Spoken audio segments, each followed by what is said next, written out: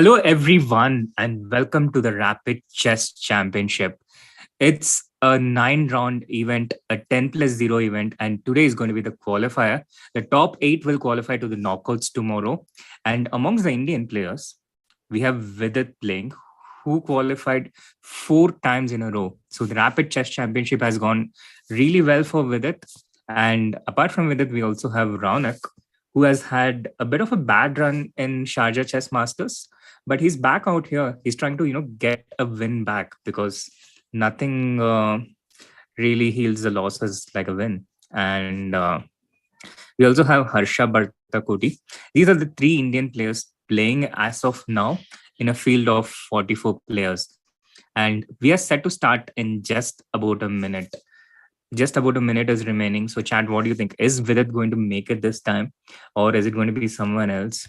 And what are your thoughts? What are your chances? Vidit has had a lot of near misses, but he keeps trying, he keeps persevering, he keeps trying to improve. And as a result of that, he has had a really successful Rapid Chess Championship performance. And I have noticed this pattern in Vidit's career for a really long time. He's one of those persons who has probably failed the most. And that's because he puts himself under those challenging circumstances and he keeps trying, he keeps trying, he keeps trying. And it's been an incredible improvement that he has performed so well in the Rapid Championship. He's made it to the knockouts 4 times. And as far as I remember, no other Indian player has managed to reach the knockouts for such an extended, for as many times. I don't think any of the other Indian players has even reached it once so far, or maybe they reached it once. I don't exactly remember. But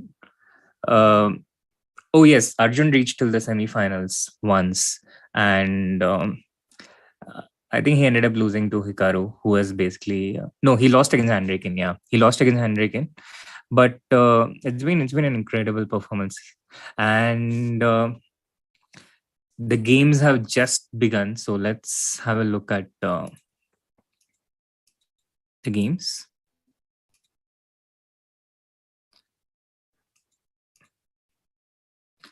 Vidit is playing against Sugiro Sanan. He starts with the white pieces, and it's the queen's QGD Ragozin to start with.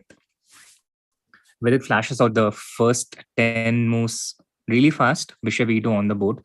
And in these types of questions, it can get really uncomfortable for black to try and get c5 in.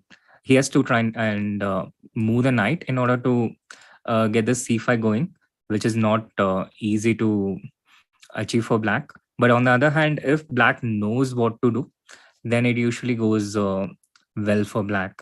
So it's a tricky opening. You have to remember a lot, and Vidit plays it with both colors. I don't think Arjun qualified the previous week. I think he qualified 2 weeks ago during the training camp, and that was quite memorable because Arjun was literally challenging that he will qualify this time. We had a rook endgame test during the camp, and Vidit was just acing it, solving with a 100% score, which no one else came even close to.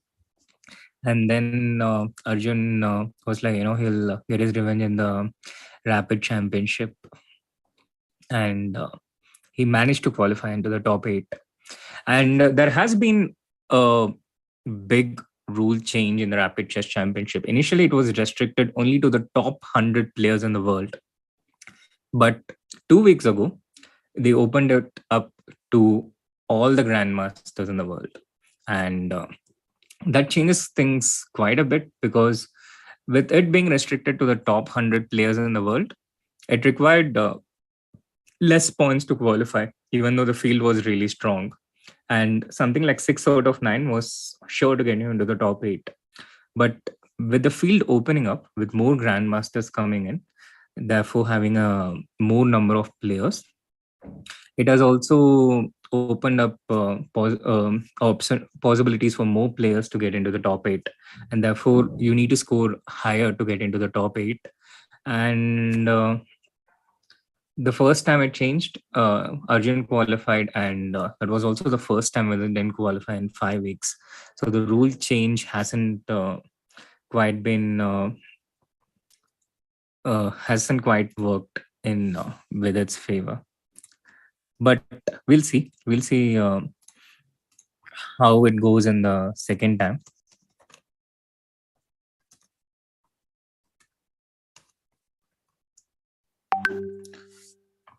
Yes, the evaluation wire will be out there in a really short time, and we'll also work out a few.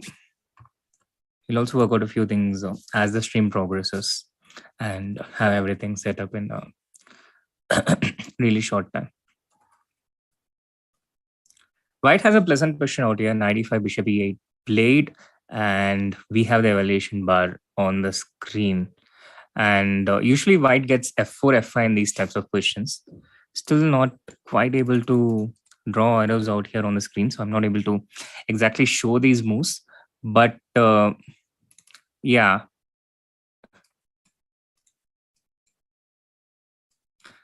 white gets this f4 and f5, which is quite dangerous, and something has gone wrong for black here out of the opening.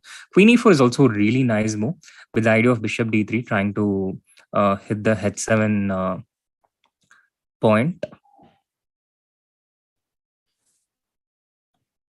Once again, just give me a moment. Chat.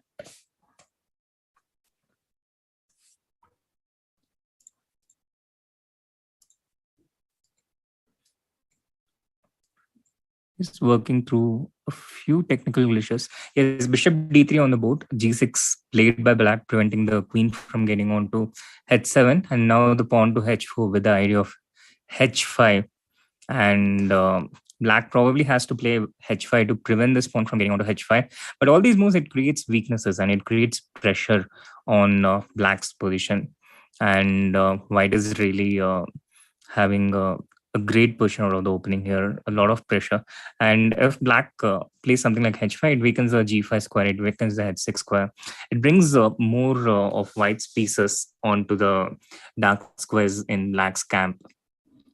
So it's a pretty promising position out there for Vidit, and black is under pressure, but it's also defensible for black because although black has weaknesses, there is also a lot of defensive potential in the position. So h5, and let's say white goes something like queen to f4, and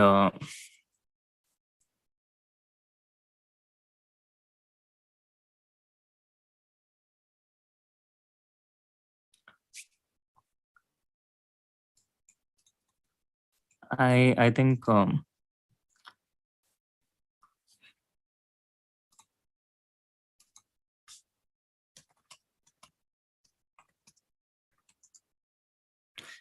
still working out on a few technical details here,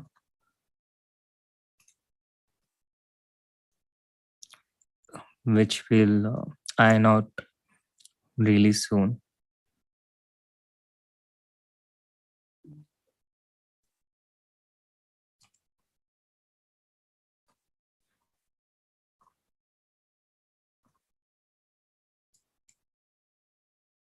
If black plays something like f5 here, then it can get really dangerous. Black's position.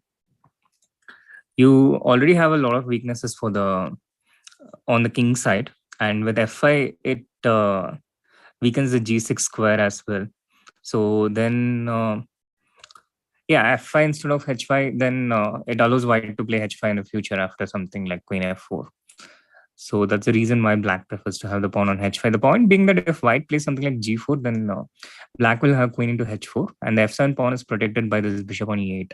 So it's not such an easy way for white out here to make further inroads into black's position.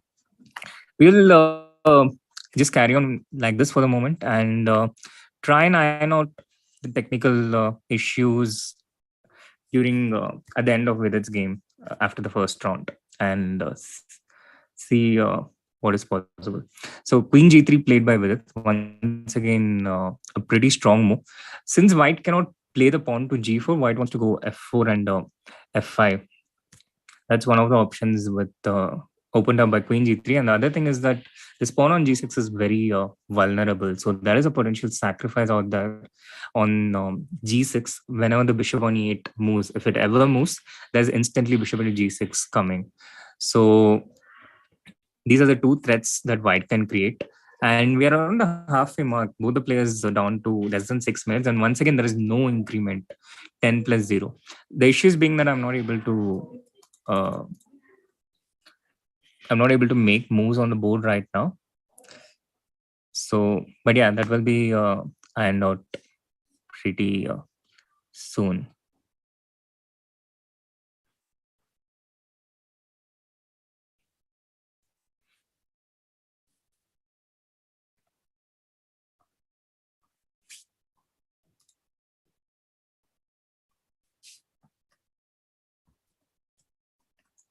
Thank you. The Norwich starts on 30th, yes.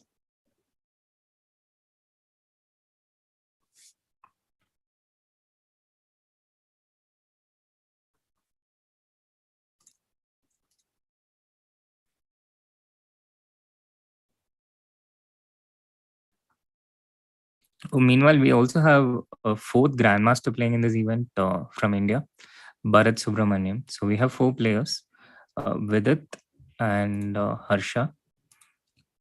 Vidit, Harsha, Raunak, and Bharat Subramaniam.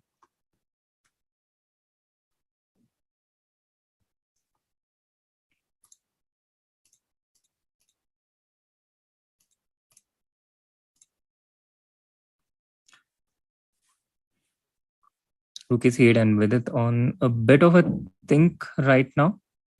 But I do expect f4 and f5 happening soon. White really has to make these inroads on black's king side, get f4, f5 as quickly as he can. And then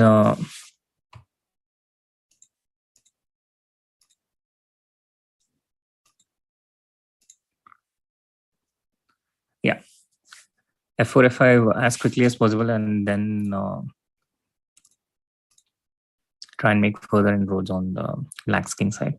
I'm still having a bit of issues or technical issues here, which yeah, the screen has frozen, the board screen has frozen. So I'll yeah, now we're back. And f4 happened, knight c6 happened, rook d2, knight into e5, f into e5, rook c3. Now the f file has opened, and this will allow Vidit to park his rook on f6 and create pressure on f7 and g6. Black, on the other hand, tries and gets some counterplay on the queen side, because you can't just keep defending on one side and let white have a completely free hand. Black has to try and create problems on the other side so that white's attention is diverted. So white has two plans here. He can move the bishop out to e2 and exert pressure on he's played the king to h2. This allows rook into d3, rook into d3, bishop b5. I'm pretty sure Vidit has not seen that coming, and this is a big blow, because one of the biggest differences in this position is the light square bishops. White's light square bishop on d3 doing an amazing job attacking the g6 pawn, putting pressure, and black's bishop on e8 on the other hand is just passively defending. So this is a big moment in the game, and Sugiro has also missed that. He also didn't take his opportunity. So Vidit still has chances. He has to move this bishop. He has to move it either to e2 or e4. And I think he would prefer to move it to e4, because moving into e2 allows some kind of rook c2 at some points. And you don't really want to lose that control. So bishop to e4 is a strong move. Or he can also move the rook to f6. These are the two options that Vidit has. But he's down to just about 3 minutes. And once again, this has no increment. Yes, he saw rook into d3. He moves the rook to f3. Strong strategic move by Vidit. And also when black plays rook c1, the first rank has been evacuated, so black can't really attack anything for the moment. So rook to f3 played by Vidit, and now black black has to try and find some counterplay, but again, it's not easy to suggest what to do because the bishop on e8 is stuck defending the pawns on f7, g6, and h5. And although black has inroads on the queen side, it's going to take a really long while to get these pawns going. B5, b4, e5, e4, b3. He has more pawns on the queen side, but it's going to take a long time to um, generate some real counterplay, some real threats. So this is a problem for black, and as it reaches a critical point, Vidit, who has a better position but less time, is gaining the upper hand because black has to solve these really difficult problems, and he's starting to burn up time. He's already spent close to a minute in this position. Now, moving the bishop wherever to c6 or something will allow white to get the rook to f6 and create pressure on the g6 point. There is not much work for this rook on c3, and moving the black queen to something like a3 also leaves the dark squares open on the king side. So white will move the bishop and then bring the queen to g5, for example, and create more threats. So this looks like a difficult position. Finally, rook c1 played after almost 100-second thought, and this is a 10-minute game, so that's almost close to 10% of more than 10% of his time, almost 20% of his time. And now Vidit has some real chances. I don't see a concrete way to force things, but he can just improve his position with rook f6 or rook df2.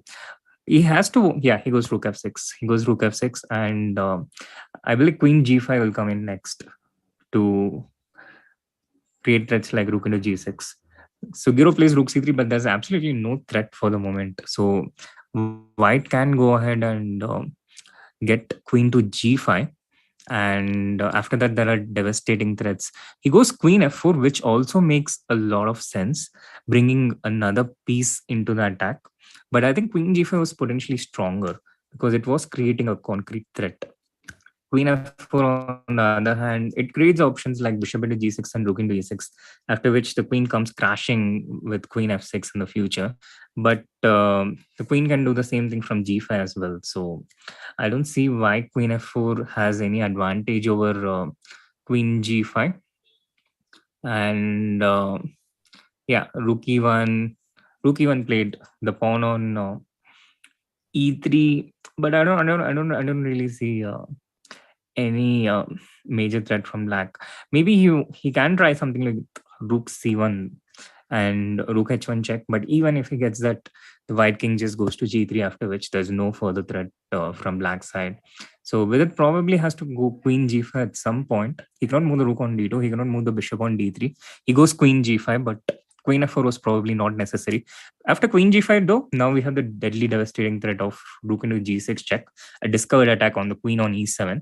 And if the black queen moves anywhere, then white has options with bishop into g6, opening up black's king side and slicing it through. So queen g5 played, rook into g6 is a threat. So far, it has been a masterful display of strategic chess by Vidit. Fast chess on YouTube is Andrekin. Yes, queen c7 played. I think bishop into g6 should be game over. Rook into e6. It's like white's pieces are invading through black's camp. It's almost like the ship has holes and the water is flowing in, and black's king cannot defend itself with limited space. So bishop into g6, rook into e6, then queen f6 check, rook e7. So many threats, numerous threats, and now Vidit just has to calculate and be sure that he has everything figured out.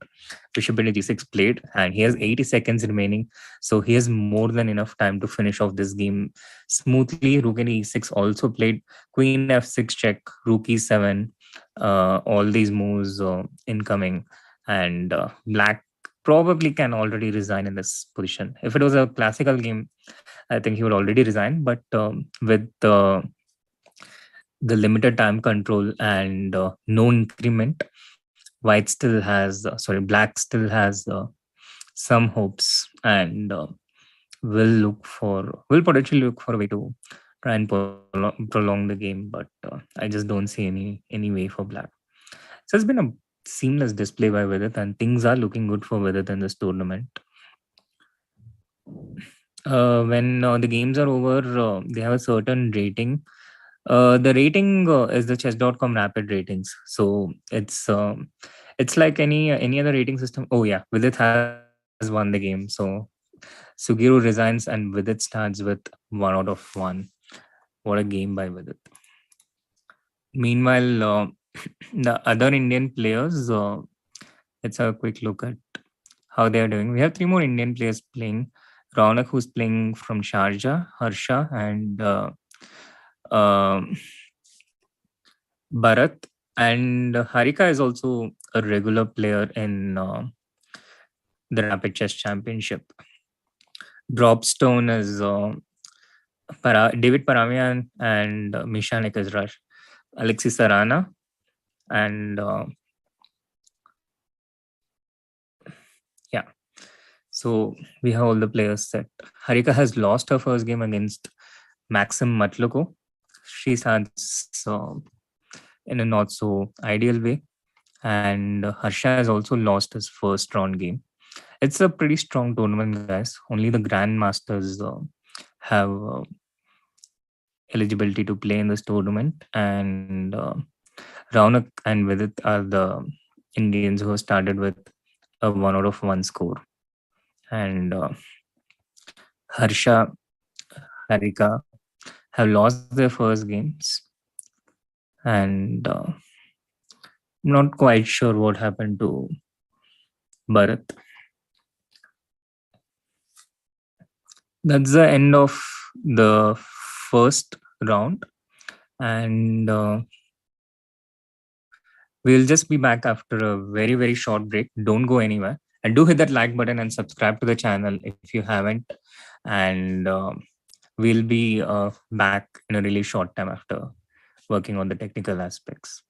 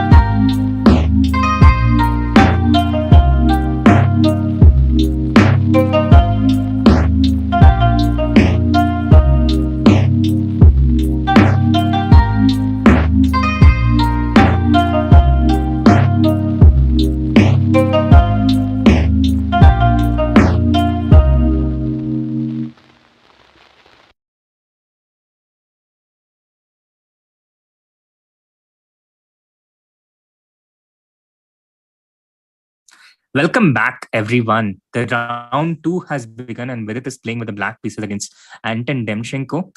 And I do hope we have cleared out all the technical issues, and it will run smoothly from here on. White has started with the King's Indian attack in this game. Anton Demchenko is a grandmaster from Russia, and he's one of these grandmasters who is not too who doesn't place too much emphasis on openings. So he likes to just get a position and get a game and try and play over the board. And the structure with the king's Indian attack, white usually goes with the bishop to f4 and pawn to h4 and h5. It's really important to keep this e5 pawn well protected from white's perspective. And then white starts an attack on the king's side. Black, on the other hand, he goes queen c7 and Demchenko instantly playing with the knight to e3, which the computer doesn't approve. Potentially because is there something happening with knight c into e5, knight into e5, knight into e5? I'm not entirely sure because white can hit back with knight into d5, and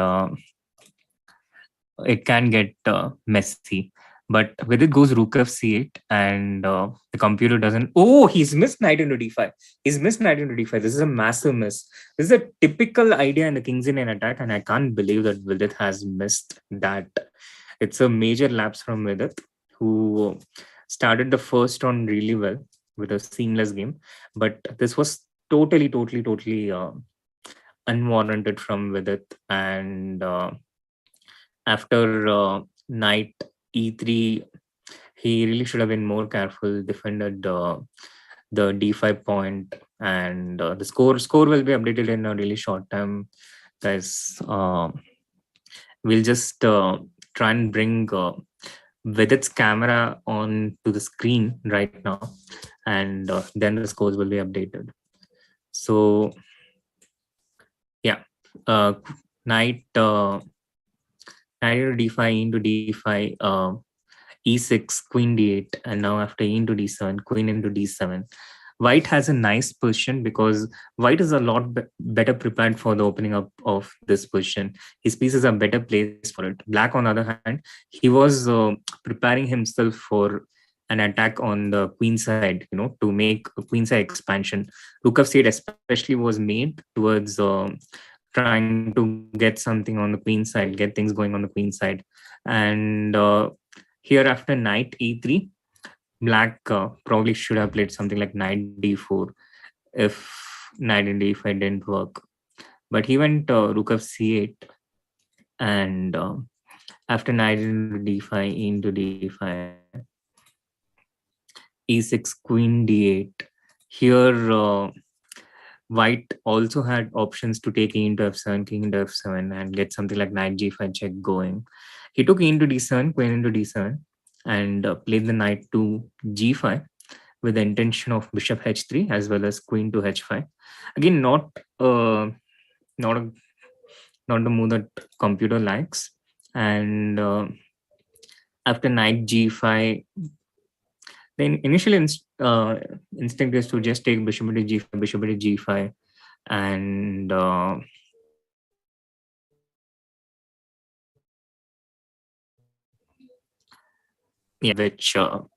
which doesn't look that dangerous for Vidit, to be honest. Bishop g5, bishop g5, rook e8, and it's a symmetrical position. All pawns on the same files for the moment, and also the pieces of black not really any worse than white's.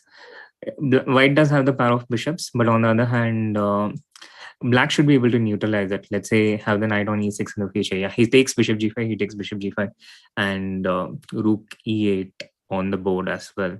And white should be able to get this. Black should be able to get this knight out of the way and get d4 and trade one of the bishops from white's bishop pair, and the position will be completely equal. So despite this knight into d5 miss, I think Vidit has survived the worst, and he has a pretty decent position for the moment. And we have Vidit's camera also on the screen. Rook into e8 played, rook into e8 instantly taken by black. And yeah, I think Vidit has survived the worst here. Meanwhile, chat, what are your expectations from Vidit this? And yes, Raunak is playing the Sharjah Masters, but it hasn't gone well for him. So he probably wants to try and get back here, try and get some wins going. Anton, long thought now, rook into e8, rook into e8. And it's not quite clear how you improve white's position. You can go queen d2, you can get this rook to e1, but it just really keeps a position equal for white. There's really no easy way to create pressure from white's perspective. Black has everything going okay for the moment, and his pieces are actually more active. So the pair of bishops here, not really contributing towards white's advantage by much. And yeah, he has his bishops, but they are not necessarily helping or playing towards white's advantage. And this is a really long time to think. This is really a lot of time to take for this time control. I think Anton has spent close to 2 minutes here, 20% of his time. Once again, no increment in this format, the Rapid Chess Championship. And once again, a quick update to those who have just joined the stream. We have 5 Indians playing today, and two of them with 1 out of 1, Vidit and Raunak. We are in the second round. Harika, Harsha, and Bharat are the other 3 Indians playing in this tournament. And this tournament is open only for grandmasters. So it's an incredibly strong event, and you're not going to get any easy games. It's not an easy question to answer inclined fully. I think both the events have their own challenges. And Janvi, I think that's going to happen someday. Vidit has qualified to the knockouts 4 times, and the last time he had this epic battle against Hikaru in the semifinals, and he almost got there. He was better against Hikaru in almost all the games, but just lost on time in the bullet portion. So there's a pretty good chance that he will win this event in one of these iterations. And so far in this position, in this tournament, he's been playing really well. He started with an excellent first round win against Sugiro in the with the white pieces, and now with the black pieces, he has a very comfortable position. The bishops will get traded, the light square bishops, and Anton plays bishop f4 with the intention of stopping this knight from coming on to e5. So bishop into b7, queen into b7, and this knight doesn't get to f3. But it's also clear now that it's black who is in the driver's seat. It's black who is trying to make something happen in this game. And something like knight b4 is also an option, getting this knight onto d5. Yeah, getting this knight onto d5. He goes with the knight to d8, getting this knight onto e6.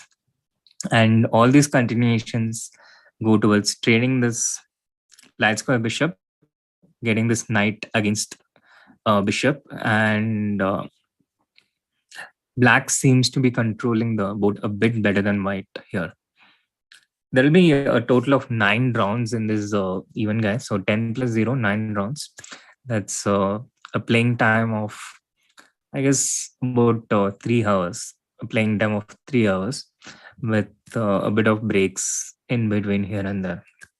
So we are in for a long haul. Queen g4 played by Anton, but doesn't really create any threats on the king side for the moment. And with it just calmly and coolly plays the queen to c6. Yeah, so he plays the queen to c6. And again, problem for white, not really easy to get any of his pieces out into the game. So he goes bishop d2, tries to trade these rooks. But even with the rook trade, it will be black who has more space on the center, something like c4 in the future. So yeah, so but it's also not easy for black to make a move here, because something like knight d6, then white gets the rook to e1. So the question is, how do you make an improving move and wait for white to get the rook to e1, and with it goes with h6. But the problem with the h6 is in the future this can come under attack, something like bishop into h6 happening. So there can be potential consequences with this move h6. And yes, Nikunj, I agree with you. I think Vidit just needs one of the tournaments to go his way, one thing to happen right. There's a lot of progress happening behind the scenes, but he just needs that momentum to go his way. And Once that happens, I think that will create a domino effect, a series of good performances. A4 trying to create some counterplay on the queen side. Also, the point is if black goes b4, then he can't get in c4 anymore. And if you play a6, then it opens up the a file for white's rook after the pawns being traded on b5. So a4. But on the other hand, yeah, these are tricky situations in general in chess, because here you're forced to make a decision. Till now, Vidit was making all these improving moves, but after f4, he has choices, he has options, and he has to make a clear cut decision. And now he's spending more time. So these are generally situations where you can make your opponent go wrong. And Vidit chooses to go with a6, allowing this white rook to come onto the a file. This is a committal decision and something the computer doesn't like too much, but it's totally understandable from a human perspective, because it feels really wrong to play something like b4 here, which is potentially the computer's first choice move. But the thing is, when you play something like b4, you just shut off your chances of breaking on this side completely. So a4, a6, a into b5, a into b5, and now h5 played by Anton. He's just fixing this pawn on h6. He's preparing towards a situation where he invades on the a file and tries and creates uh, opportunities on both the sides, on both the queen side and the king side. Because if you attack only on one side, then it's pretty easy for opponent to just block on that one side. But if you're attacking from multiple fronts, then with the limited pieces that black has, there is a potential of things getting too overwhelming for black. So h5 played by Anton, and now the game is really heating up. The game is heating up, and something like queen d5 feels really attractive to me, trying to get this rook to h5. But queen d5 wouldn't work because of bishop into h6. So Vidit has to watch out for something like that. He needs to watch out for the opponent's options. And he's instead, oh wait, he has gone for queen d5 and allowed white to take bishop into h6. That's pretty interesting. Bishop into h6 is expected, and I didn't think Anton saw this coming, but Vidit probably intends to play knight to e6 here, defending the g7 pawn and attacking the h5 pawn. And white has no way to defend the h5 pawn. And the important detail here is rook to a8 is never possible for white, because this queen on d5 protects the a8 square. So this rook is never coming on to a8. And on the other hand, black can just play something like rook into h5. So bishop at h6, knight e6, bishop d2 on the board, and rook into h5 taken by Vidit, who has a 1 minute advantage. The position is approximately equal, but this 1 minute advantage can potentially help Vidit create more pressure against Anton Demchenko. Queen e4 played queen into e4, d into e4, and Vidit quickly plays c4. He's clearly ambitious. He has more time, and his position is easier to play. So he's pressing for more. This is a typical in chess.com 3+0 is the most common time control, and Anton has played online chess for a really, really long time. So he's not someone who's new to this non-incremental time control, and he will be able to accelerate with the game going to the deep end. Meanwhile, there's a poll out there on the stream, guys. Will an Indian player qualify for the knockouts today? You have to get into the top 8 to get into the knockouts. So do let us know.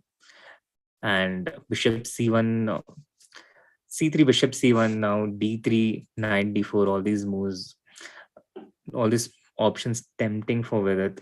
In fact, d3 is incredibly tempting, because c into d3, knight d4, and then you have the threats of knight e2 check and knight into b3 simultaneously.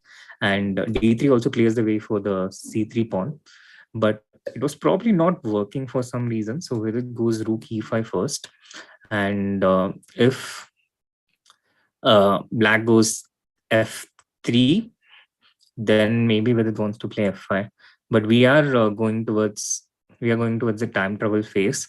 Anton only having 90 seconds with no increment, and Vidit also starting to spend a bit of time.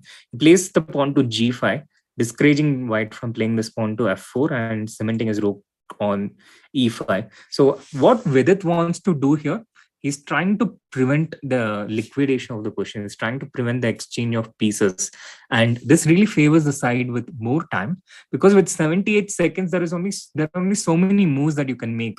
Even if, for example, you spend like 5 seconds per move, that gives you only like 16 moves to make, less than 16 moves to make. So f3, f5, and now he's trying to make white take decisions. He's trying to make white think and take decisions.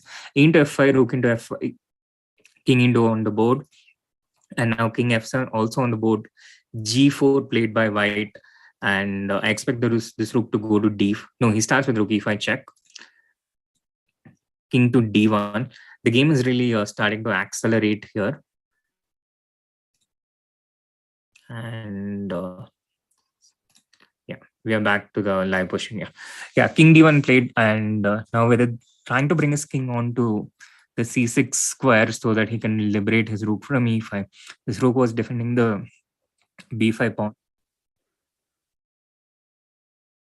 He tries to bring this king onto c6 to liberate it, and the white rook goes on to f7 anyway. Only 51 seconds remaining for Anton, and he's really trying to liquidate the position so that he can make a draw. But this f4 seems like a step in the wrong direction for Anton. Now with rook e4, Vidit can create some serious problems. He can take rook into g4 and go rook g1 check. These pawns on d4, c3, and b4 are really painful for white, because if Vidit ever manages to take this c2 pawn, then black creates a deadly connected pawn instantly, the d4 and c3 pawns. So rook e4 played, f5, and rook into g4 instantly taken by Vidit. Point being that after rook g1 check and rook into c1, black gets back the piece, and also with rook d1 check and king into e6, he is going to be up by 2 pawns. Next move, rook d1 check incoming, and then after d3, the c3 pawn will just walk towards c1 and become a queen. So Vidit is winning for the second time in a row, and a really convincing performance by Vidit. Although there was a bit of a glitch in the opening, he missed this knight into d5. That was a big miss, and a stronger player would have made Vidit pay, or even Anton in better form would have the game result would have been completely different. But Anton didn't play with the best moves, and now Vidit is just totally winning. He will go with d3. Yeah, he takes the c2 pawn. The d4 and c3 pawns are connected passes now, and now just c2 and d3, and these pawns just walk by themselves. They don't even need the rook's help. 2 pawns on the sixth rank, they don't need anyone's help. They can become queens themselves, and Vidit has one, so he moves on to 2 out of 2. And quickly moving on to the other Indians, the games of the other Indian players. It seems like the games of most of the Indians have ended, except for Bharat Subramaniam, who is playing against Durarbeli and also has a winning position. He's completely winning. He's a piece up, but he has to play queen e3 check, probably defend. Both the players are playing with less than 10 seconds, and uh, black should just exchange the queens and end the game. But this, yeah, queen g6 check, queen into e4, and Durarbeli has to resign. So Bharat wins his first game in the tournament. He moves to 1 out of 2, and that's about all the games in round 2. Vidit on 2 out of 2, and Raunak also on 2 out of 2. The two Indians on 2 out of 2 with a perfect score. Once again, Raunak playing from Sharjah. He's playing in the Sharjah Masters Classical tournament, which hasn't gone well for him since the second round.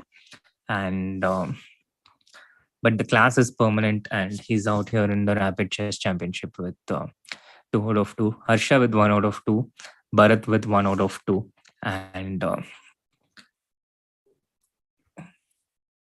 Harika hasn't started off on the best foot, but there are still 7 more games to go, and round two has ended. So round three will begin at any moment now.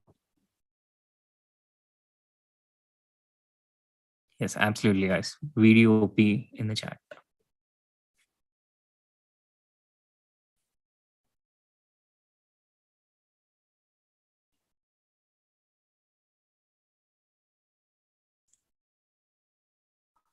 Oh, by the way, we have an epic matchup in round three. It's Vidit with the white pieces against Hikaru. They have had many of these really crazy games in the Rapid Chess Championship. They had a bit of rivalry going on. And the difference is one of the major differences is Hikaru streams the games. He streams while playing, while Vidit is totally focused. So, Chan, what do you think? How much of an effect does streaming have whilst playing? Do you think it has a massive effect such that it takes a few elo points away from the player's strength? Or do you think it doesn't have much consequence? The game starts with one of the best openings in the history of chess, the Catalan, and Hikaru goes for the 7 b5, which I'm not really fond of because black gets into these positions in general where white is a pawn up and black is just trying to make a draw. And this happened a lot in the Carlsen Nepo World Championship match where Nepo played this 7 b5 with the black pieces. But even Nepo recently lost a game in he lost a recent game in one of the major tournaments against Wesley So, if I recall it right. So this goes into kind of depressing position for black with best play. But having said that, it's also a tricky decision as a professional whether you want to, reveal your preparation in an online tournament or keep it for a classical tournament where it will have the best effect when you have an idea in the opening. And typically a professional chess player has a lot of these opening ideas which hasn't yet seen light in professional games. But do you want to keep it for the classical games, or do you want to play it in an online rapid event? It's not an easy decision to take in general because yes, classical is the most important form of chess right now, despite the esport revolution. But on the other hand, if you don't use up your ideas, it's use it or lose it all around. So if you don't use it yourself, then someone else is going to play it in the world. And the buffer time between finding a new idea and it coming on the board has become less than ever with the passing of time, because information travels really fast, and a lot of people are working with the technology has also leveled up. So everyone has access to the same computer, everyone has access to the same infrastructure, technology, and everything. So there's a question from Aditya Garg. Why can't VD convert winning games? It's not just VD, guys. It happens to everyone in this level. You can make a statistical analysis, the number of games someone is winning between players of about 2700 strength, and do let me know your findings, a full statistical analysis with a complete percentage, who is better and what is the conversion rate, like how we have the conversion rate from 50s to hundreds in cricket. You can come up with a statistical analysis, and if it still has a low conversion rate, then we can talk. I'm not sure if it's tough for Hikaru if he doesn't stream. To be honest, I think he'll play. He'll play even stronger if he doesn't stream, I think. But the evidence being his classical games, and obviously he's not going to stream during the candidates. At least I'm thinking he's not going to stream during the candidates. But he's so strong that even if his play is a bit affected by his streaming, he's still stronger than a lot of other people. This is what I. This is what my impression is. And look at the incredible speed of Hikaru in this game. He has full 9 minutes and 15 seconds remaining. And I also think that Hikaru also has to conceal his preparation for the candidates. And no matter what he says about being a streamer first, I'm pretty sure he cares a lot about his performance in the candidates, and he's keeping his best preparation preserved, and he's also spending a lot of time off stream studying chess. I'm pretty sure. But again, let's have a look at this question. That's a pawn on c3. Otherwise, it's 4 versus 4 on the same side. So white is never going to lose this. And black will succeed in making a draw if he captures the c3 pawn, but which has just happened, by the way. Knight into c3, bishop into c3, bishop b4, or bishop f6. And this will liquidate and end in a draw. But if white could have found a way to keep it, and there are ways to keep this pawn, by the way. So if white could have found a way to keep it, then it can go bad for black. Meanwhile, I just noticed with this video, I just noticed his change in his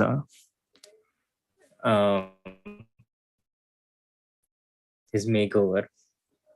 It has worked well for him though, 2 out of 2. And if his opponent is watching his video feed during the games, it is certainly having its intimidating effect. Oh wow, he has reduced the streaming schedule for preparation.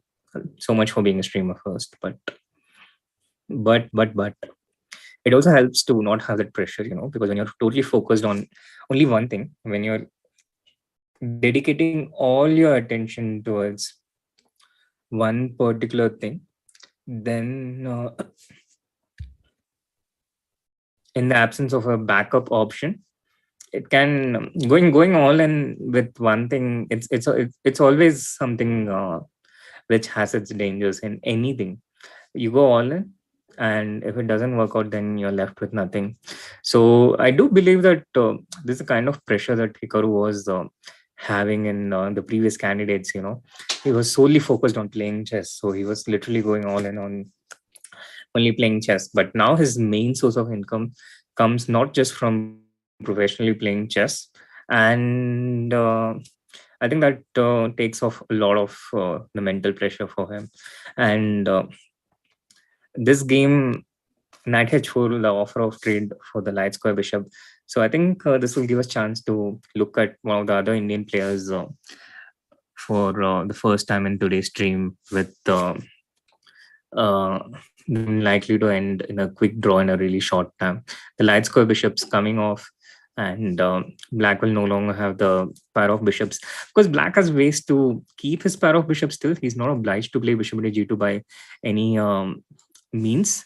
But even if he keeps, for example, he plays something like bishop to b3, then white goes queen d8 check, and if black gets king to h7, then after queen d3 check, this bishop gets hit. So the pieces are getting traded one way or another, and the game is going towards liquidation. Hikaru is going for a deep think here. I think he probably wants to try and find a way to keep the game going, but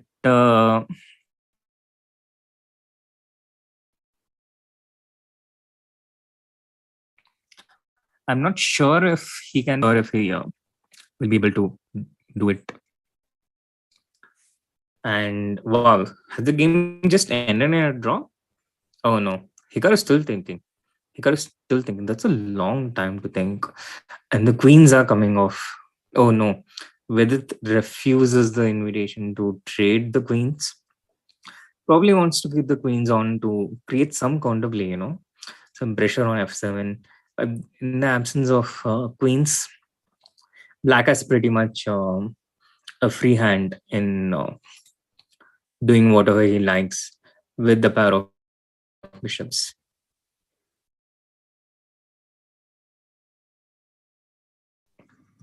But on affect anything for white. Queen a3 played by Hikaru, and I think knight e5 should be okay for white here. If bishop into e5, queen into e5, queen c1 check, white can just go bishop f1, and white shouldn't have anything to worry about, because this bishop on f1 will be safe. And with just 4 pawns each, I really don't see. Oh, he goes queen c8 check. He wants to come queen c2 check and provoke a bit of weakness on black's king side, and then he'll go back queen c7. So after g6, he'll either play h4 or go back queen to c7. Yeah, g6 played, and he quickly goes queen c7. Now, one danger against Hikaru all the time is that you can get flagged from any position. This is something I've personally found a lot. You can get better against Hikaru, or be some completely solid, but you can get flagged. And Vidit is probably conscious of that, because he's keeping up a pretty decent pace in this game after the opening. So h4 played by Vidit, bishop to d5. And if white goes h5, Hikaru is happy to just play g5. So Hikaru is definitely keeping this game going. And a draw offer by Vidit was declined by Hikaru. So he's trying to keep the game going. And I guess this also makes a bit of a psychological statement from Hikaru to Vidit, which makes sense because they had this rivalry going on. They had so many of these games in the Rapid Chess Championship. So any edge you can get over your opponent will come in handy in one of the potentially important games. Queen f4 played by Vidit as expected, hitting both f6 and h6 together, but the black king can just go to g7, and it shouldn't really be a problem. Meanwhile, guys, do hit that like button, subscribe to the channel if you haven't, so more people can come in and support our Indian players in the Rapid Chess Championship. Again, we have 5 Indian players playing in this week's event. It goes for about 12 more weeks. It's a weekly event, happens every Saturday. The qualifiers and the knockouts happen every Sunday, and the top 8 gets into the knockouts. So we have 5 Indians playing, and so far Vidit and Raunak with 2 out of 2. Hikaru slowly starting to assert control over the position. His 2 bishops, having more dominant control over white's bishop and knight.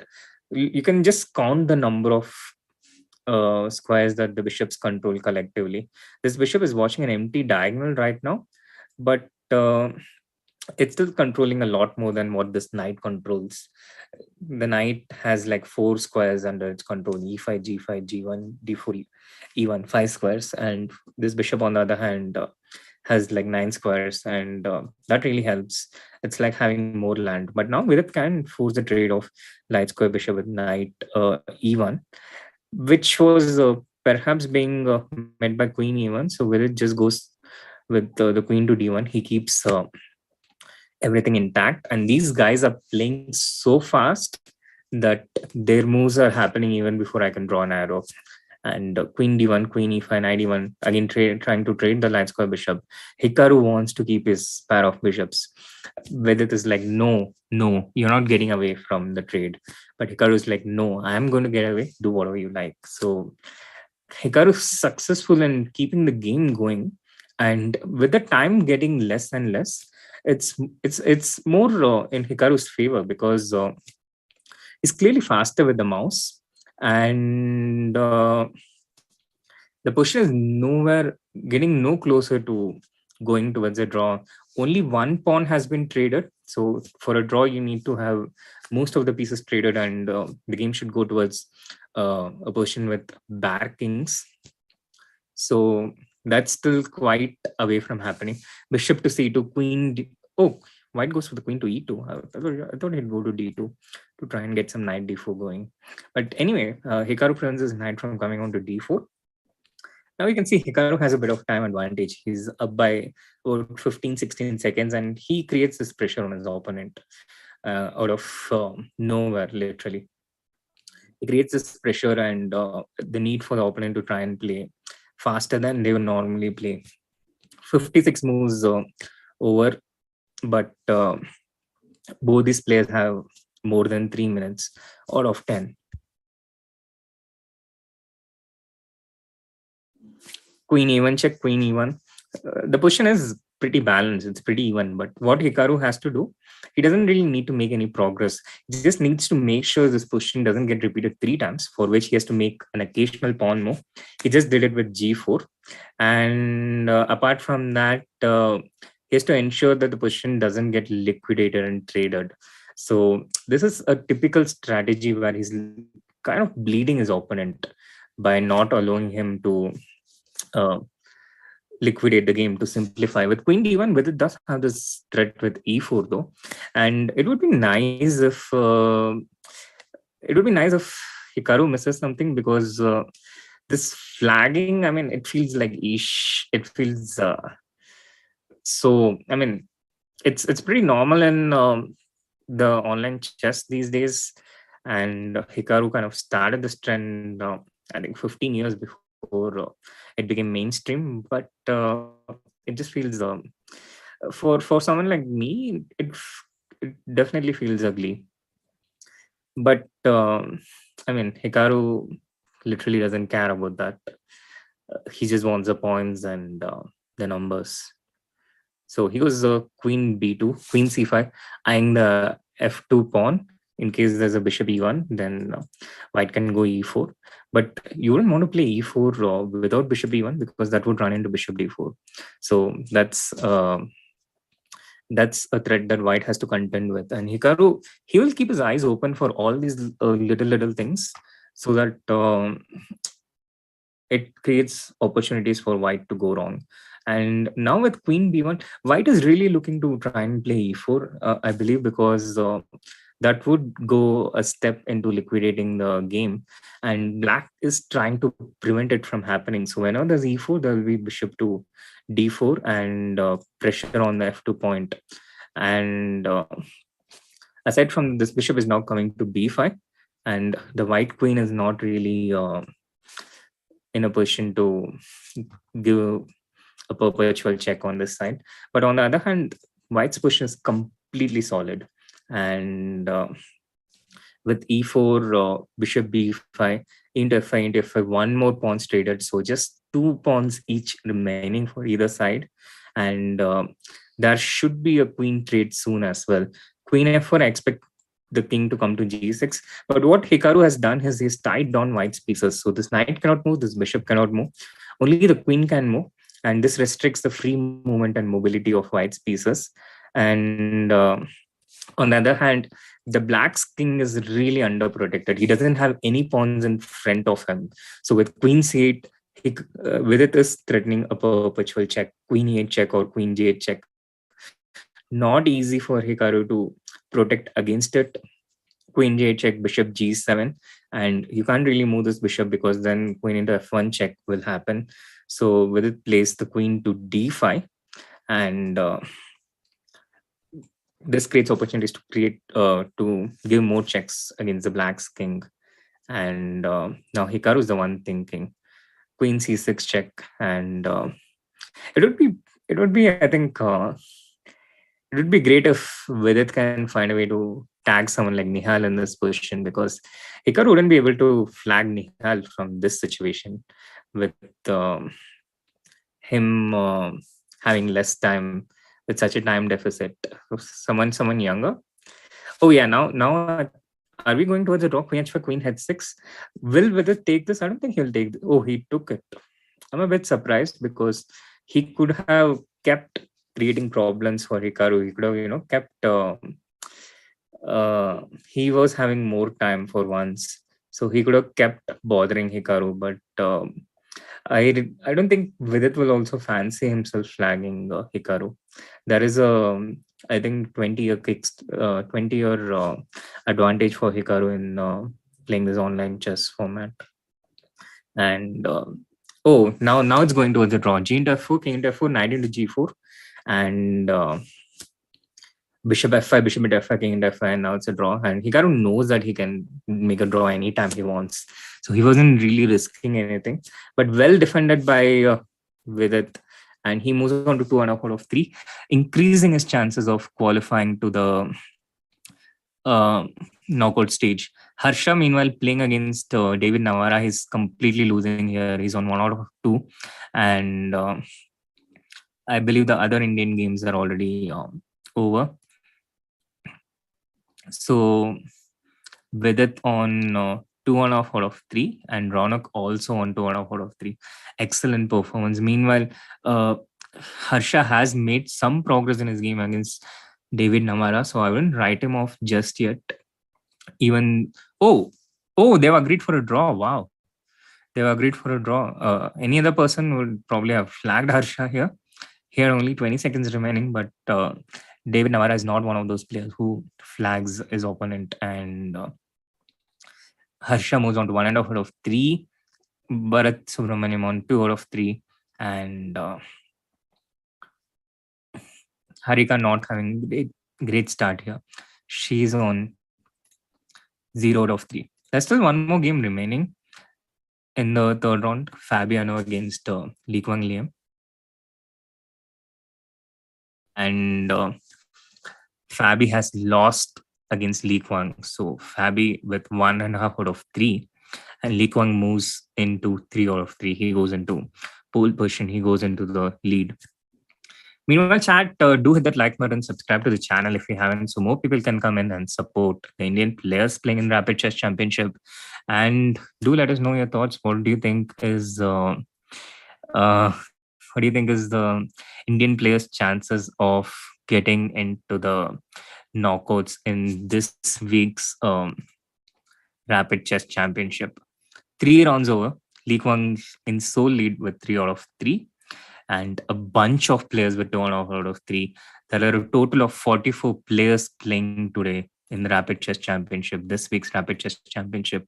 5 of them Indian players. And with the recent change in the rule, the initial format was only the top 100 players were eligible to play in this tournament. But with the tournament opening up to all the grandmasters in the world, now the points required to qualify has increased, and you probably need about 6.5 or 7 out of 9 to get into the top 8 and qualify towards the knockouts.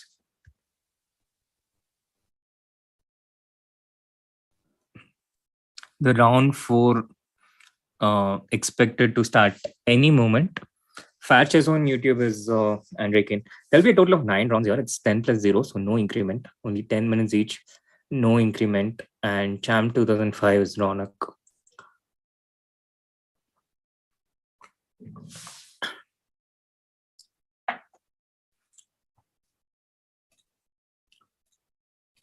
Still waiting for round 4 to begin, but until it begins, we'll have a short break and be back really soon. So don't go anywhere and do the like button, subscribe to the channel if you haven't, and we'll be back as soon as round 4 begins.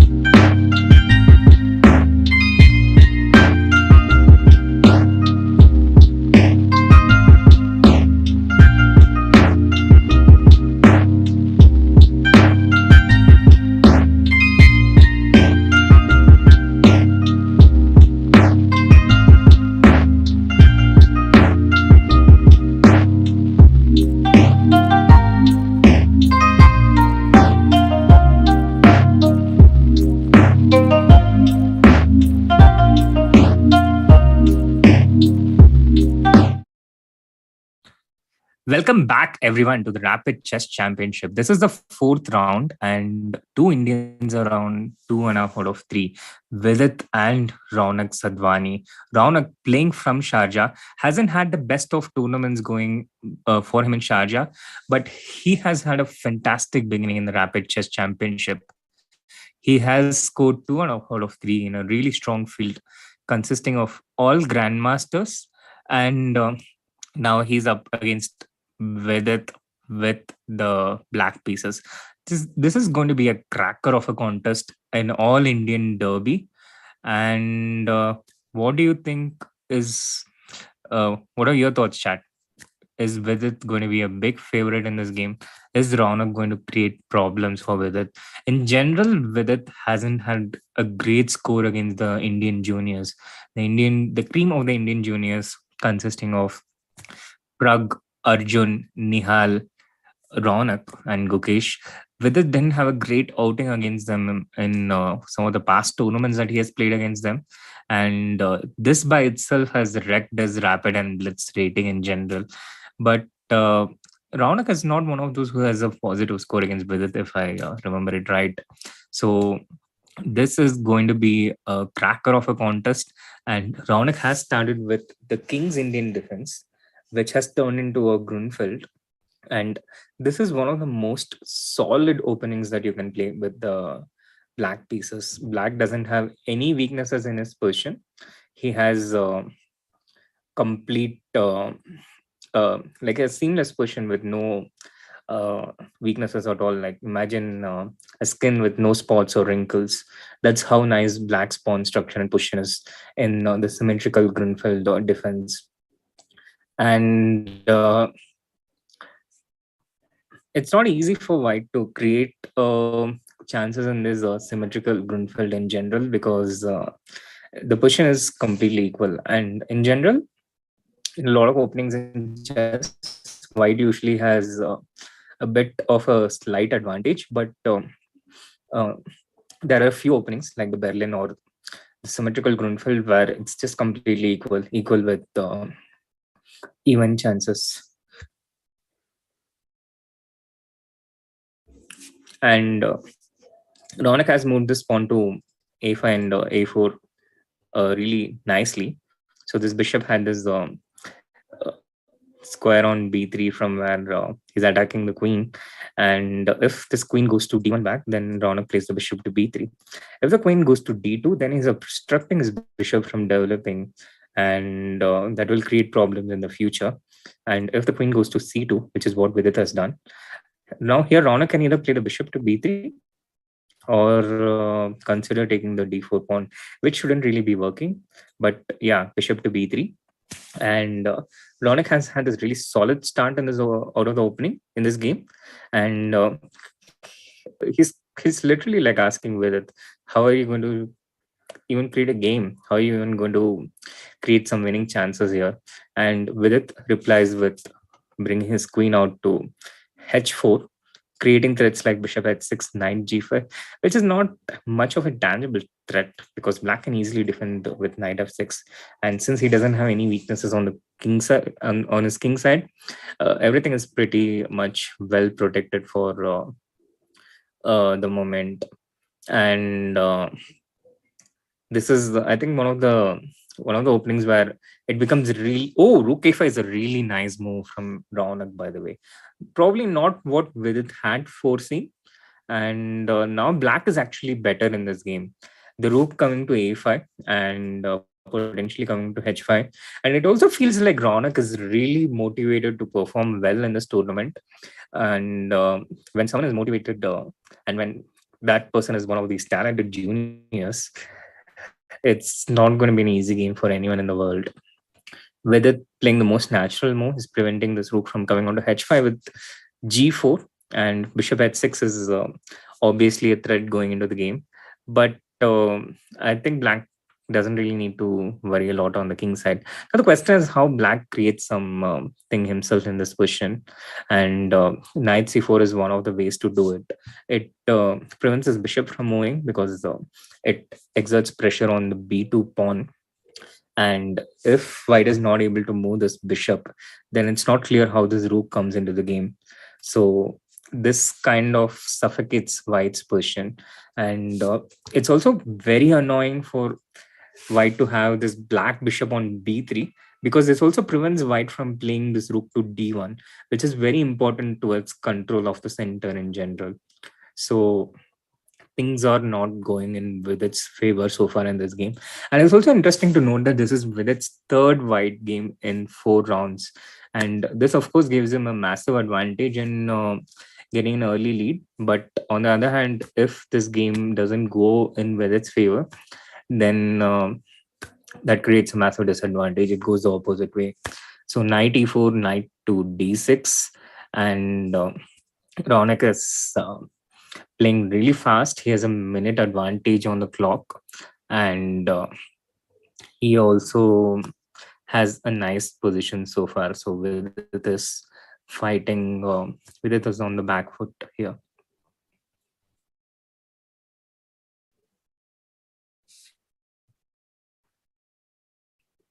Yeah, 94, knight d6.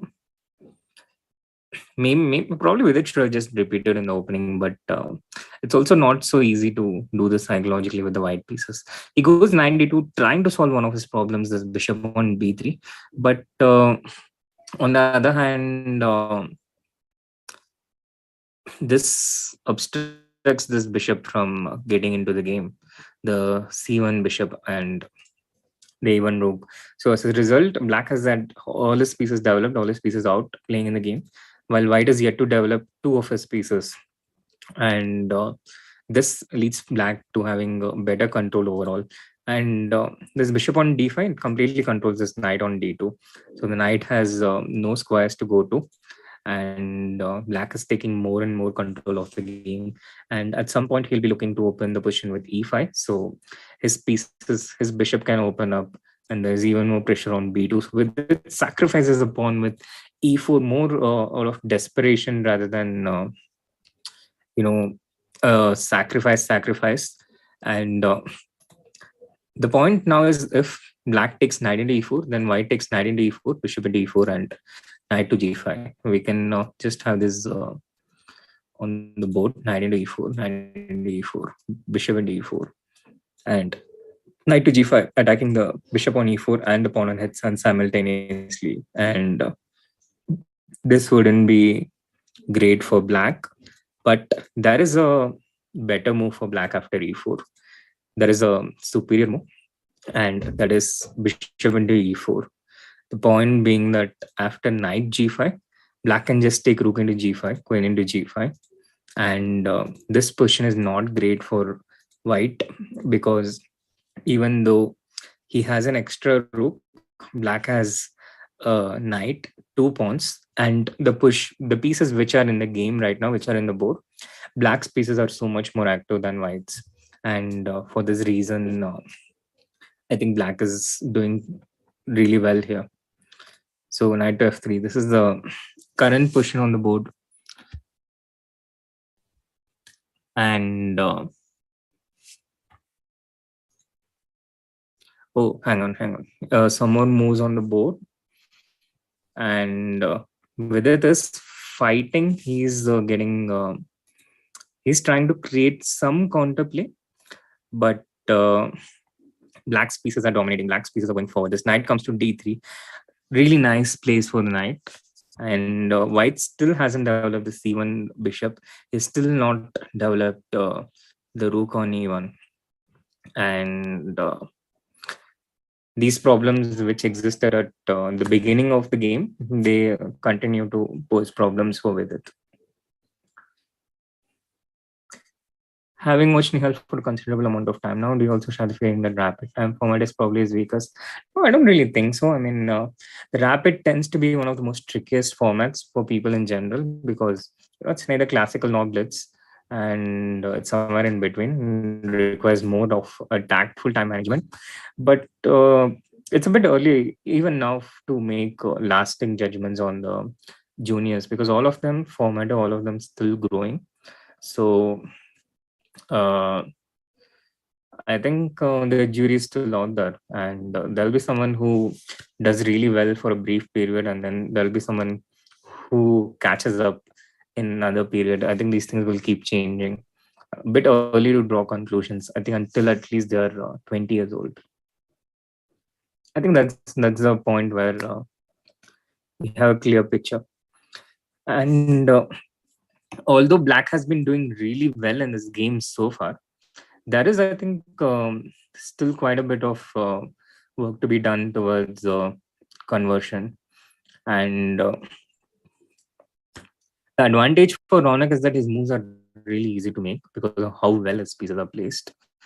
And He's just going for this trade of white's bishop against black's knight, which looks a bit paradoxical in the beginning because this bishop was hardly in the game. This knight has moved so many times, but the point is this bishop is a very was doing an important defensive function of controlling the f4 square. So with this bishop out, Raunak will just push through on the king side. And with these pawns on h3 and g4, which was done by Vidit much earlier, these dark squares have been fatally weakened, and black is just pushing on now. Queen a4 played by Vidit. He's not trading this dark square bishop, but queen d5 played by Raunak, piling on the pressure, and he can potentially get his knight to f4 with knight e6 in any case, which is what I expect to happen. Vidit is positioning this knight to g3, trying to bring in some defensive reinforcement, but Raunak knows clearly where his advantage lies on the king side, and he's tearing open the king side with h5, h into g4 incoming, or h4 is also an attractive option, and he goes for it. He goes for h4, takes even more squares away from white's pieces, completely crushing white, completely taking away control. Bishop g7 with the idea of f5. This has been a very powerful game by Raunak. Fast and deadly and accurate. Bishop to g7. Queen a7 played by Vidit, but he's not really creating much of a counter play. Yes, b7 pawn is attacked. That's like a mosquito. It only takes that much attention away from black, and black can even totally ignore it. Although in general, it's not a great idea to give any concessions to your opponent. So something like c5 here makes a lot of sense, defending the b7 pawn. You don't want to give even an inch to your opponent, because once you start giving those kind of concessions, it can become more. So he just defends it with queen d7. And the white pieces are just not playing at all. Look at how these rooks are dominated. The b1 rook, the d1 rook, they just don't have any control over anything. The rook on b1 just controlling two squares, c1 and e1. This rook on d1 controlling e1, d2 and d3. Collectively, they control 5 squares. The knight on f1, it controls 3 squares out of a maximum of 8. And when you don't control much of the chessboard, you just don't have options. And now with f5, black opens up the g file. White will have to take gf, and this opens the g file. And then this pawn comes to f4, rook e6, rook g6, and all these different threats created. And Vidit has barely 2 minutes left, so he doesn't even have a lot of time, and only a miracle can save Vidit here.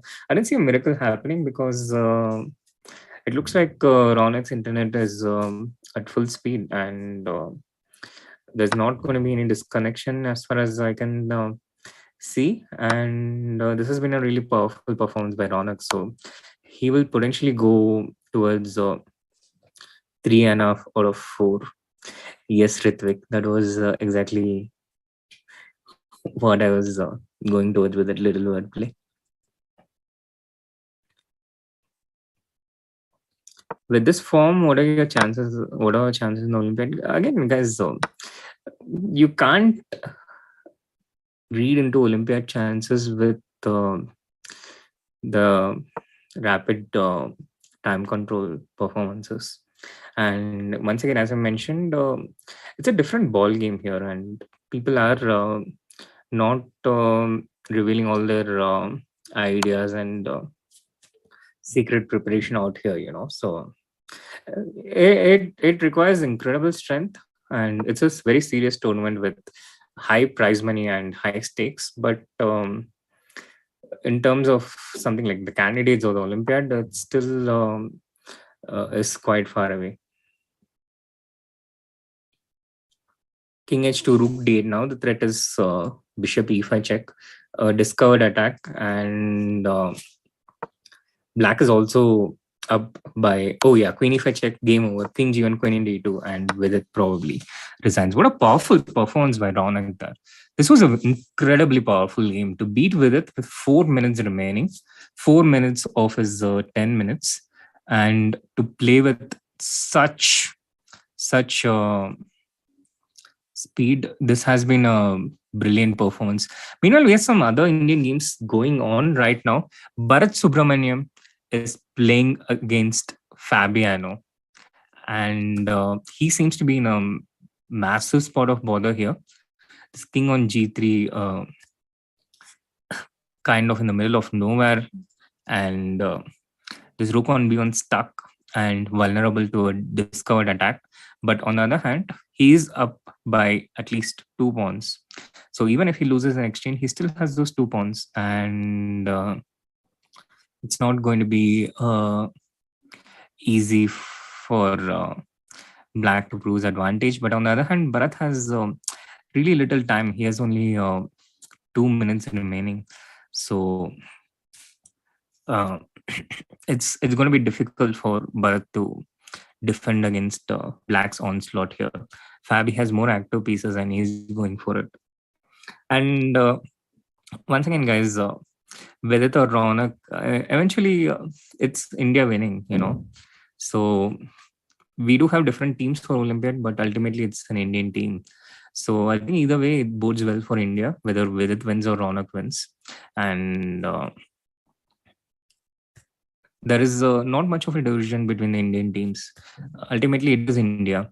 Either way, India A, India B, India Open, India Women. It's all Indian teams out there. So we have all this incredible bunch of very strong Indian players. So one player beats another. And with it putting on such an impressive performance against Hikaru, but being beaten like this by Raunak, it also means that Raunak is playing incredibly impressive. So I would, focus on the positive about how well Raunak has played rather than focus on with it or rather than passing negative comments on with its play. And this game is probably not going to end with chess. I mean, this game is probably time is going to play a bigger factor here rather than the chess, because with 46 seconds remaining, there's no way this game is going to go all the way. And there's no increment again, guys. This is 10 plus 0, no increment. So it's not going to be easy for Bharat to overcome a 20-second deficit. And it also doesn't help that black's pieces are so active. Bharat has defended incredibly well against Fabiano Caruana, a top player and an elite player, still among the world's top 5. But with the amount of time he has and how active black's pieces are, I don't think he's going to be able to save this one. And how active your pieces are plays a massive role in this time control, because the more active your pieces are, the more you control the board, the more easier it is to make moves. Your pieces have more squares to access when you have more control. Bishop e6, rook c5 check, knight c6, bishop into f4, rook d8, and bishop into g3, h into g3. Now white has a massive back rank problem. Knight into d2, rook d1, this knight goes to g1. Surprised by knight. Oh, he wants to come with the knight to f2. And Bharat saves that by taking the g3 pawn. So he's still not losing. And this must be very frustrating for Fabi. Incredible defense by Bharat, but he just doesn't have the time. Now, if this was a game with increment, then Bharat would very much be in it. But without increment, Fabi is just going to flag Bharat. Now he should probably just move the h pawn, h5, h6, h7, and he has won a piece. By the way, he's won a piece, but it's also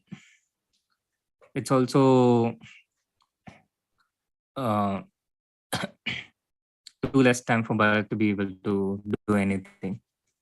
So black is just completely winning here.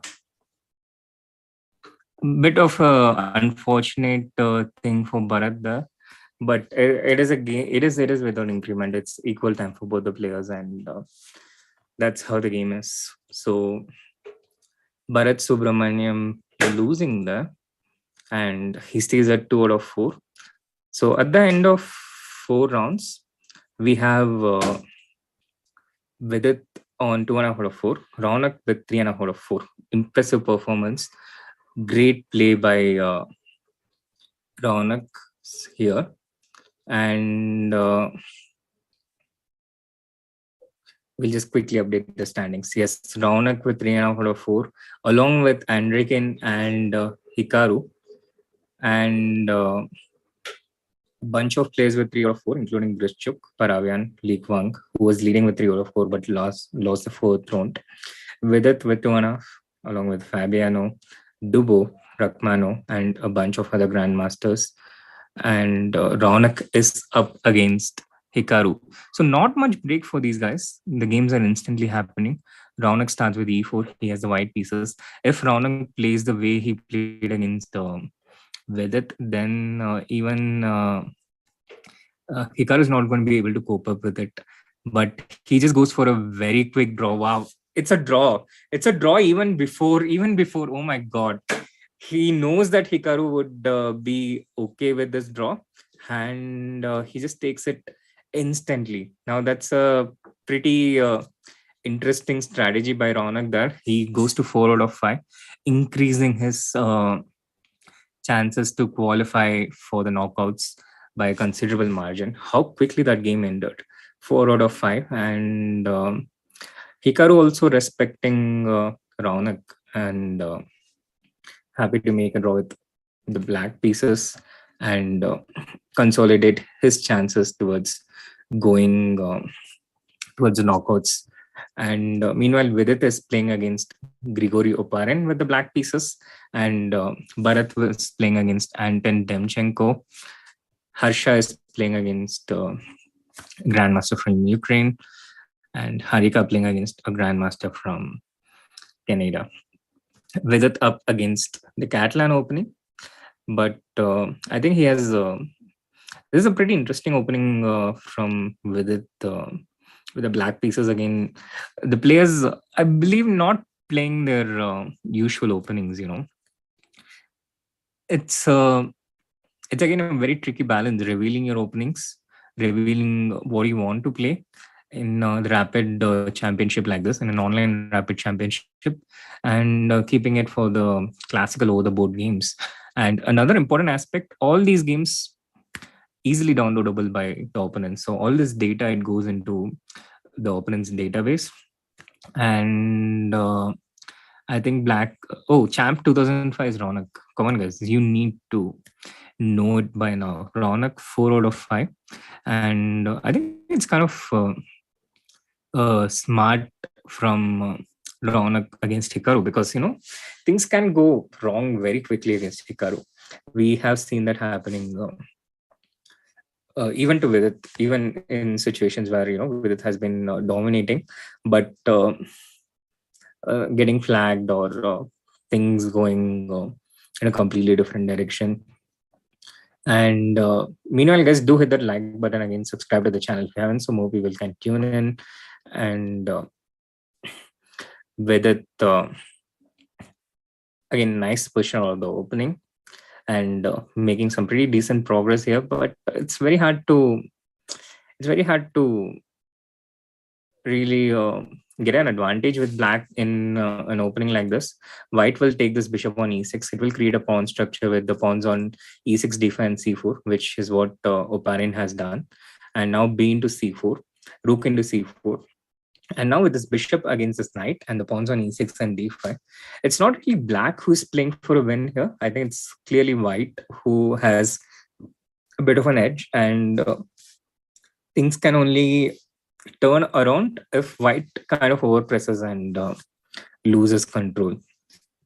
So this is a nice position for black. It's kind of equal, but not a lot of winning chances as far as I can see. And I can clearly imagine with it being not happy with his previous round loss. And he's someone who can get a bit emotional immediately after a loss. So he will try and look to win as soon as he can. But The position so far too solid to be able to make much inroads and create winning chances for black.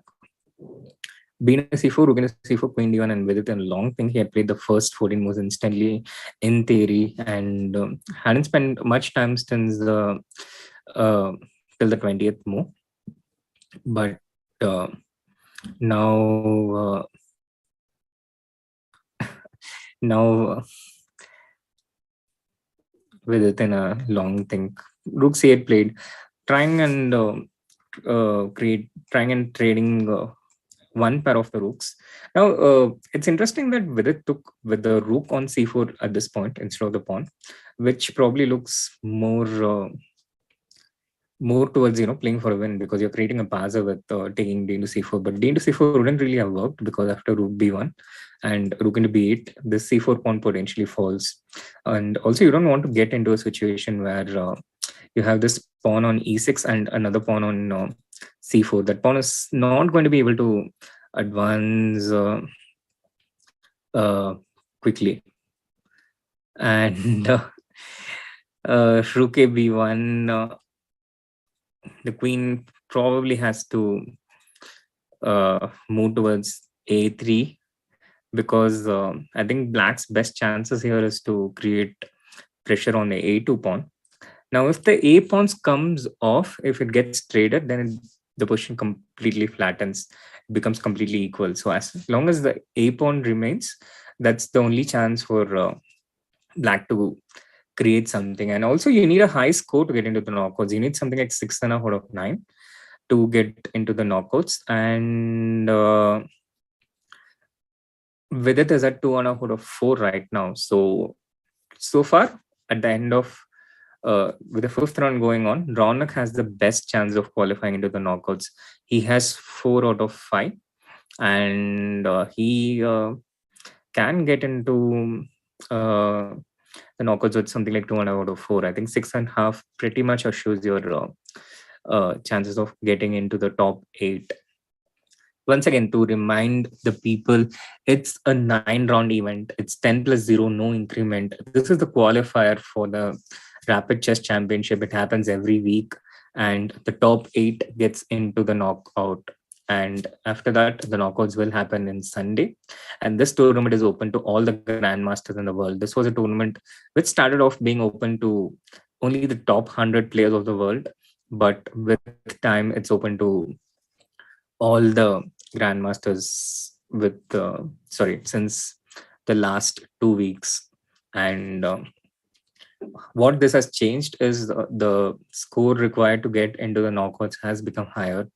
And it was thought that this would dilute the field, but not necessarily, because a lot of these grandmasters can be quite underrated. The top 100 was chosen based on the classical rating, but Rapid is a different board game, and now it can there can be a grandmaster who's underrated in classical, but plays much better in Rapid. I can think of many grandmasters, who don't have a high classical rating, but plays really well in the shorter formats. For example, Wonderful Time on chess.com.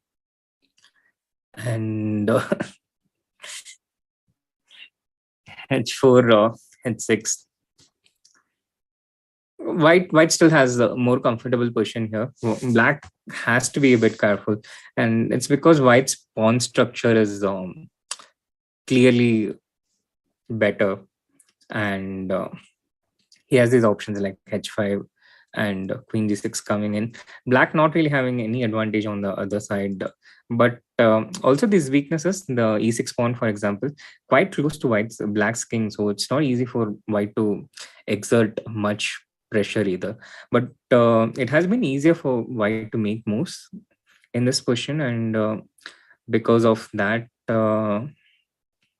I think White has had more time. He has a big time advantage, and Vidit is playing considerably slower. And it's not really an option to play something like h5 here, but with bishop f3, Black has to watch out for White playing h5 himself. So Vidit goes with the king to e7, bit of a committal decision, bring the king to this side. because this will leave the G7 pawn a bit vulnerable. So white has the pressure. White is increasing the pressure slowly and steadily. Not really surprised. The game started with a Catalan opening, so not really a surprise here. And meanwhile, chat, what's up? What's going on? It seems like the chat is totally on a different tangent. G4, knight d7. The knight intending to go towards e5. And who knows to where from e5. But this is exactly what I was talking about. That black can have chances to win this game if white starts overextending. And g4 could be the start of something like that. Queen h7 allows queen b2. And Vidit plays that pretty quickly in just 5 seconds. And now this creates pressure against the a2 pawn, which can go really wrong for white if black is able to capture the a2 pawn and advance his own a pawn. The pawn squares a4 and a2, the only squares which can be controlled by this light square bishop, is not really accessible to the bishop. So what Vidit can do is he can get this pawn to a3 and play something like queen e1 check. And this g5 pawn is also vulnerable. So I think the game is turning towards Vidit's side. The game is turning towards Vidit's side. And in general, Vidit is very comfortable against these players like Grigory Oparin, who is a very strong grandmaster, rated about 2600, very solid. But Vidit is probably stronger in every department of the game in relativity to a solid 2600 grandmaster. So he's really comfortable and at home against such grandmasters. And it was a bit of a tricky situation for Oparin. He had to, he goes queen d3. He kind of just accepts that the g5 pawn is falling. And the game has changed, guys. Vidit is just winning a pawn. He didn't really have to do anything. White did it all. White did it all starting with this g4 after king e7. And look at this. All Vidit had to do, play all the natural moves, knight d7, a useful move bringing knight to e5. Then queen h7, queen b2, a super strong move, both defending the g7 pawn and attacking the a2 pawn. And then this beautiful move, queen e5, centralizing the queen, attacking the g5 pawn. And he's just won a pawn now. He's won this pawn, and this a2 pawn is still alive. So black has the potential to create a passer on the a file if he captures this a2 pawn. Queen e5 is an option, queen f6 is an option, centralizing the queen, and Vidit is in the driver's seat. White is under a lot of pressure. And this just happened by white much at all. Queen g4. And right now, there's no easy way to create pressure on this a2 pawn. But what queen g4 does is, if white plays queen e3 check, creating a fork against a5 pawn, then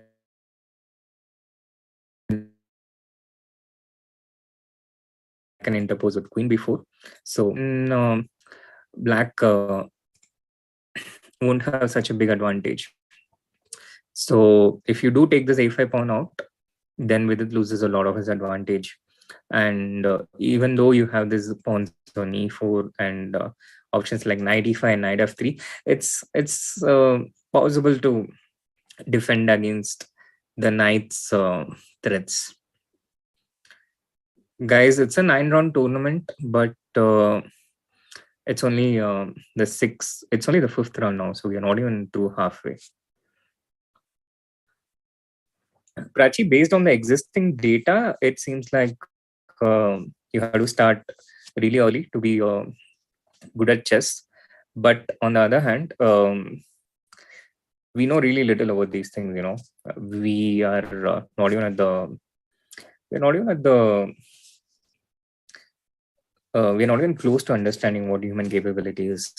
And with more and more chess players, I think the pool of chess players is still incredibly limited.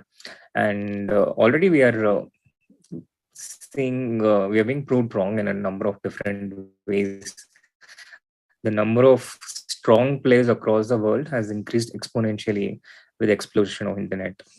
And I think with the world opening up more and more, with more talents coming through, um, we will be able to have more of these outliers happening, more of these players, more of people starting quite late and still coming, still, playing extremely strong. With it playing 95 after a bit of a think, and there's a massive time situation here, guys. Queen d8 check, king g7, but I think that's 2 minute advantage. It can put a lot of pressure on with it, but still 100 seconds is a lot of time in a position like this. And with black, you can kind of force a draw anytime if you feel uncomfortable. So knight f3 check, king f1, knight h2 check, and this can end in a draw anytime black wants. So black is totally in control, and this is the advantage that Vidit has, and the reason why we need not panic at the time difference, the time situation. And with the king on g6, white doesn't have any easy way to get this pawn on e4, because queen d4 would be replied with knight f3 check, deadly fork, attacking both the king and the queen. And apart from this, no easy option to get to this e4 pawn. It would be really nice if Vidit can get his knight to f4 or e1. That would be indefensible for white, but it's not easy to create this. And also white can get his queen to g3 if the situation goes out of control. So it's also not easy for black to create winning chances, but not easy for white to quickly liquidate and force the game into a draw. That's the situation we have right now. But having a good position really helps, because like with the game of Anton, this can also turn around. King f1 played by Grigori with the idea that if black goes knight d3 with the threat of queen d1 check, then white can just play f3 and block this queen from getting to d1. But it still looks dangerous, because knight d3, f3, there is queen g3 with threats of queen f2 and queen e1. And after knight d3, when it goes for e3, this opens up white's king, and with queen c4 check and queen into a2, with it ensures that he's never going to lose this game, because white will just have too few pawns. And white has to take f into e3 here, because otherwise this pawn just goes to e2 and creates deadly threats. So f into e3, queen c4 check, and queen into a2. I'm still not sure why knight d3 in that position, particular position, but pretty sure I'm missing something there. So queen c4 check and queen into a2, and black is completely safe here. With 1 minute to go, it's either black win or a draw under normal circumstances, but with no increment, the time will also play a critical role. Bishop e4 check, and now it should probably end in a draw. King f7, queen c7 check, king f6, queen d8 check, and there will be a repetition, I think, because it's too dangerous for Vidit to do anything else. The king going anywhere else, king f6, queen d8, yeah, it's a draw. So Vidit moves to 3 out of 5 with that, and Harika has won her game in the 5th round. Meanwhile, Bharat Subramaniam, who played such an incredible game against Fabiano, is playing against Anton Demchenko, who had lost the 2nd round against Vidit. But this position doesn't feel great for Bharat. And white, he's an exchange up, but white has all these pieces so dangerously poised. And now knight into b7 and d6 discard attack is a deadly threat. So Bharat goes queen b4, attacking this d6 knight, but white should nevertheless be able to play something like knight into b7 here and d6 check, give up the c4 bishop for the e7 rook. But he plays e5, which feels even stronger. It feels even stronger. Rook to c7, and now it feels like there has to be a direct way. But this is one of Bharat's USP. He just keeps defending. The position looks completely lost, but he concretely keeps defending. He concretely keeps defending. And this is also what happened in his game against Fabiano. He just kept defending, and if that was a game with increment, it could have gone any way. It looked like Fabi completely lost his attention at some point. But if that was a game with increment, I think Bharat would have kept resisting. And this position is also something similar. He has found some counter chances. He has found he has made it difficult for white to convert, but it's not with increment, and he has too little time to do anything. And with just 10 seconds, I don't know why white played queen. Oh, it feels super strange. This is actually probably a fortress, 2 versus 2.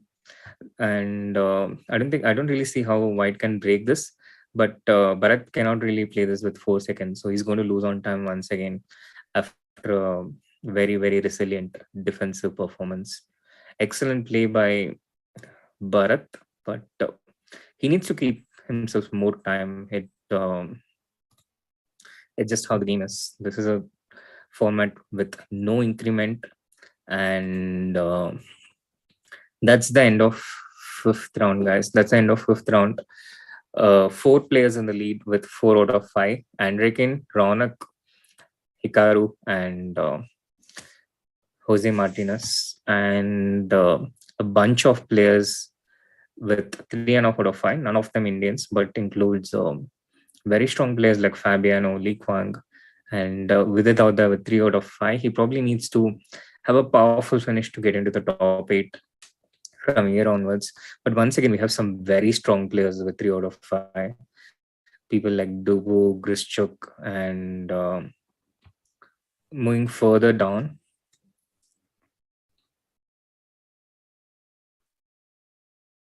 Moving further down,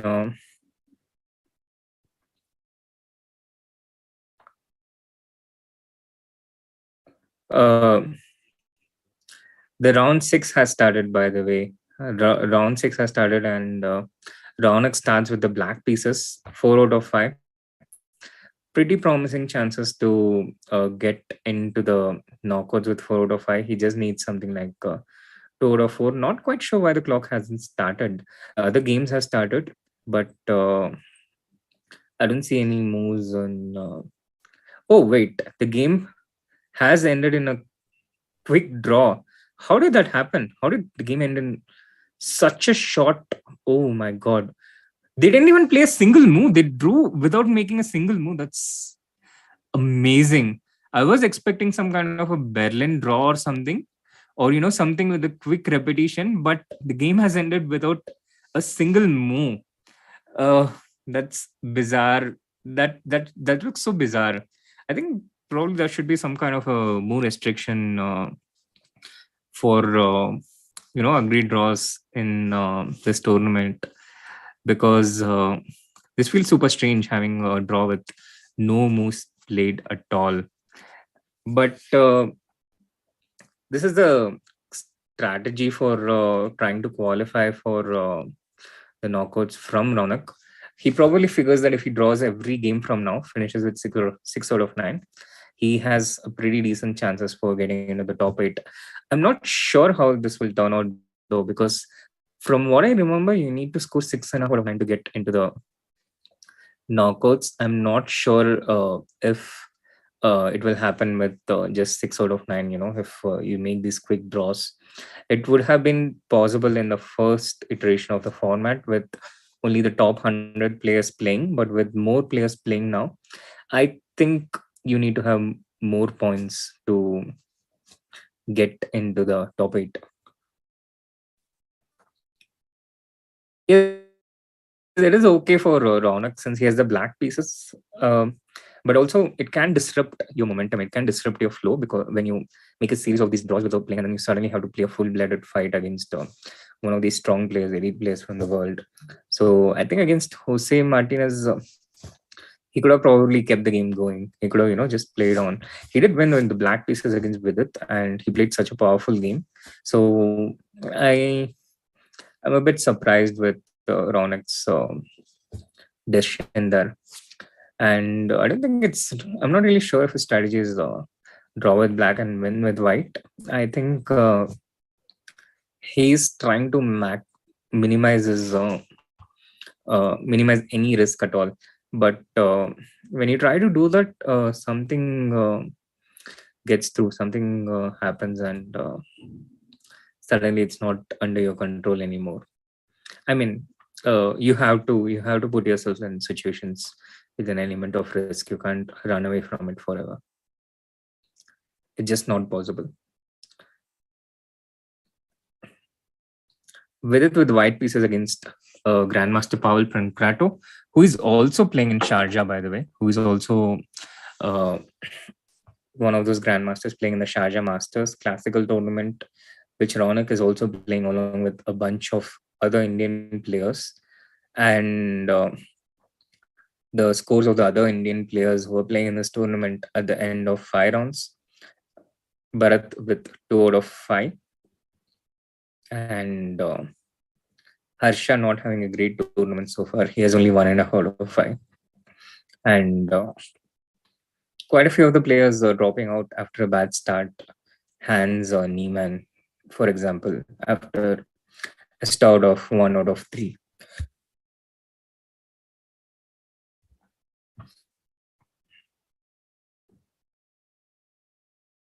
And do I say Kyrylenko also dropping out after half out of 3? So at the end of 5 rounds, we have Raunak has played 6 rounds. His game finished quite early, his 6th round, and he has 4.5 out of 6. But at the end of 5 rounds, which most of the players have played, Vidit has 3 out of 5, and Harika and Bharat have 2 out of 5, and Harsha has 1.5 out of 5. We have 43 players playing in this event, out of which 5 of them are Indians. Quite a few players dropping out after the first 3 games. So realistically, we have like about 36 players remaining in this event, out of which top 8 of them get into the knockouts. The top 8 qualifies to the knockout, and Vidit seems to have a pretty promising start in this game. Although his opponent has been playing incredibly fast, this bishop on b7 limited by his own pawns, and mainly this pawn on c3, very vulnerable. No other pawns to support it. If he can get a pawn to b4 somehow magically, then black would be totally okay. But there's no way for black to be able to do that. This pawn on b6 stuck on b6, and this gives Vidit a big advantage, because he's probably just going to win this pawn unless black is able to create some kind of a counterplay with f4 or something like that. But I don't really see anything happening instantly here. He goes with the rook to c8, but I don't really see how he defends after knight b1, which Vidit plays pretty quickly. Queen to e7. Probably what Pavel is doing is he's decided that he has to give up this pawn, and now he's trying to defend with a pawn down. And with this queen coming to e7, there's also potential counterplay options with something like queen to h4 or knight to g4. This queen can also come to g5, for example.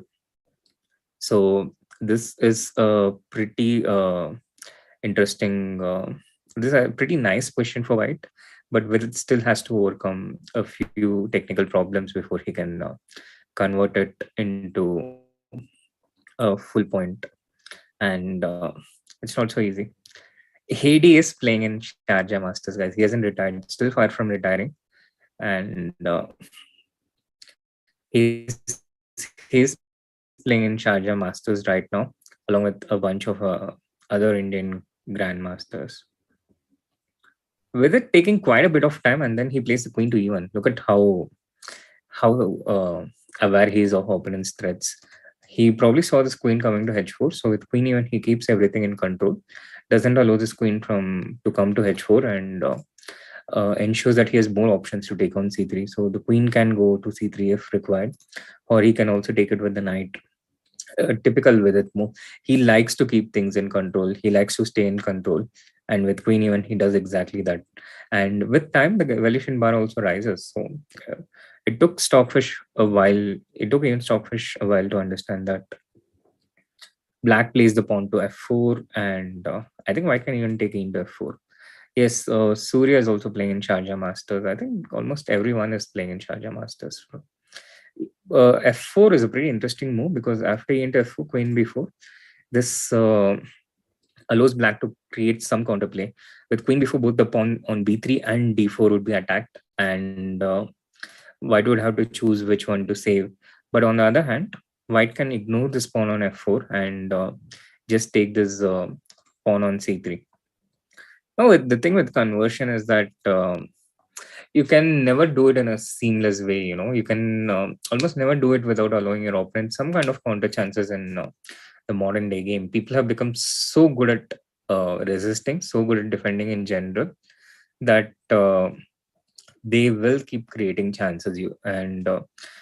Back in the days, if you read the whole chess books, the manual for conversion, it would usually start with the first rule would be to prevent counterplay. The first rule would start with preventing counterplay, and this doesn't work as well anymore in 2022.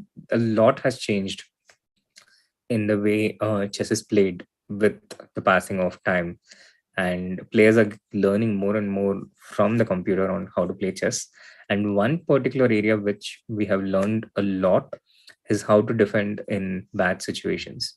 And this has led to a fundamental difference psychologically, first of all, because one of the worst situations that can happen is a situation is bad, but you also lose hope, or you either lose hope completely, or you have very little hope, very little of what you can control. And people used to get into this mindset so often back in the times that their resistance would simply be non-existent or quite weak. And with computers, it became clearer that you can resist better, you can defend better, and you don't have to feel so hopeless even when your position is bad. And many new defensive ideas uh, were learned by the human players. And with that, also the psychology of defense changed, and people started defending much better. And this is also a massive difference as the level goes up. As the level goes up, the level of resistance also becomes much better, the much higher, and it becomes more and more difficult to win games. It's a good one, Pratichi. I wish we learned how to defend in bad positions in life as well. I've also wondered if it would be nice to have some kind of a stockfish in life where you are not certain what decision you want to take in a certain situation, but stockfish shows which is the best move. It would be pretty interesting to have that in life, but I think we are a bit away from that for the moment. Uh, but yeah, any situation, I think the most important thing is this feeling of being able to respond, being able to act, have things under your control. And after a 2-minute think, a very long think for a 10-minute time control, that's 20% of your time, Punkarato plays queen to b4. Vidit just calmly moves his knight to e2 pretty quickly. And now that time situation has also evened up. Rook into c1 check. And here Vidit has to decide between queen into c1 and knight into c1. He goes queen into c1, queen into b3. And there is probably some point here that white's position is so good, even when black has managed to recapture the pawn. And that's because of how bad black's position is otherwise. This pawn on e6 is vulnerable. This king on g8 doesn't have great protection because of the absence of the f7 pawn. And perhaps the most glaring difference between the sides is the way the minor pieces are. Black's bishop on b7, restricted by its own pawns, not much life from the a6 square this diagonal either, and this knight on h6 controls very little. So this was the point. Although Pavel was skillful in trying to create counterplay with this move f4, uh, what he probably missed was that even if black manages to capture this b3 pawn, even if he succeeds in getting what he wants, that doesn't really improve his situation. So knight to f4, and now Pavel once again going into a think and trying to find some way out, trying to find some way to set problems for black. He can take this pawn on a4, but white just goes knight and e6 here, I think. And with it still keeps the upper hand because these pawns on d5 and b6 not supported by any other pawns. And after queen d7, knight g5, very strong move. H7 pawn is attacked.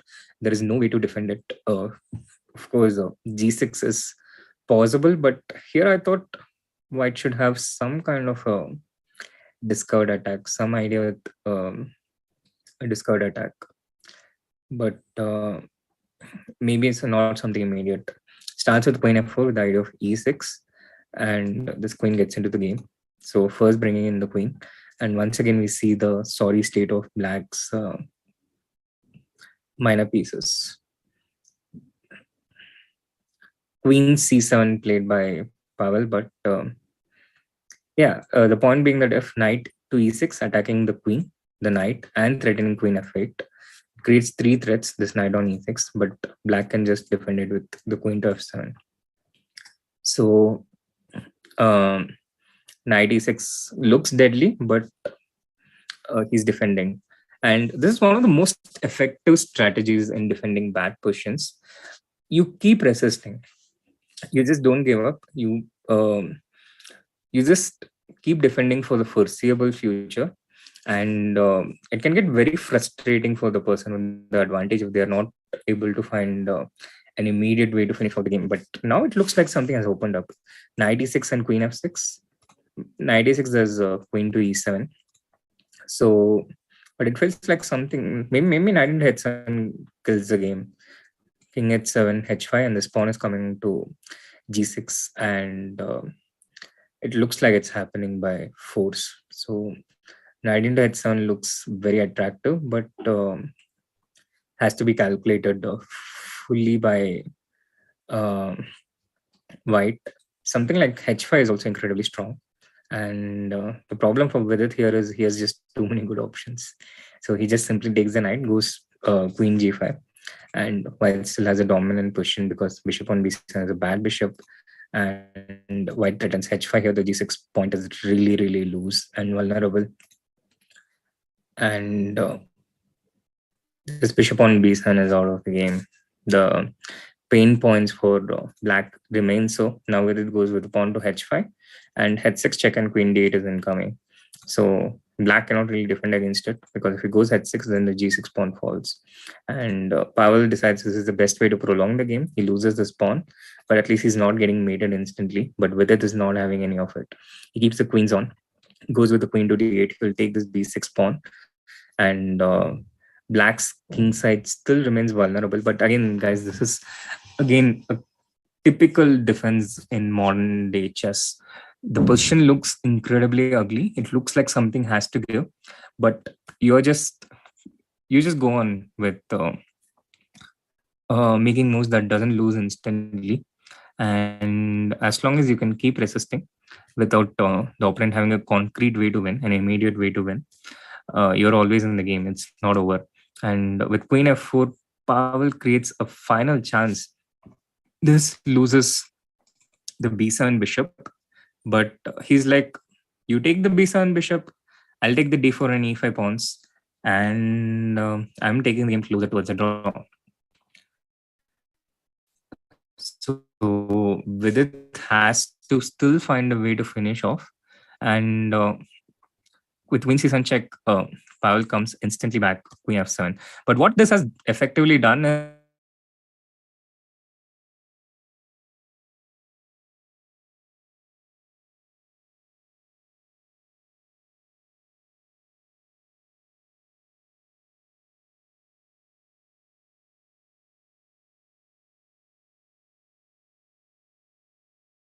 for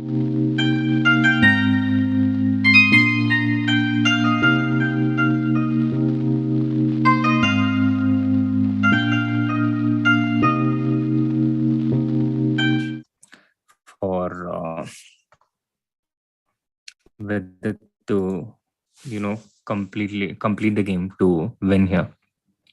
Queen B8. A lot of quick moves happening, and I was just offline for a few seconds, and it looks like the game has turned around. Modern day defense, guys, and game has turned around. I got disconnected at around this point. Queen E7, Bishop E2, H4, King H2, Bishop C6. Apologies for the disconnection there. But the game has turned around, and what changed was this bishop came into life with bishop c6, bishop e8, and now it's even Stevens because black also has threats against. Oh yeah, now it's pretty much dead. King f4, king f6, and it's a draw. Wow! So incredible defense there by Pavel, and the game has turned into a draw from out of nowhere.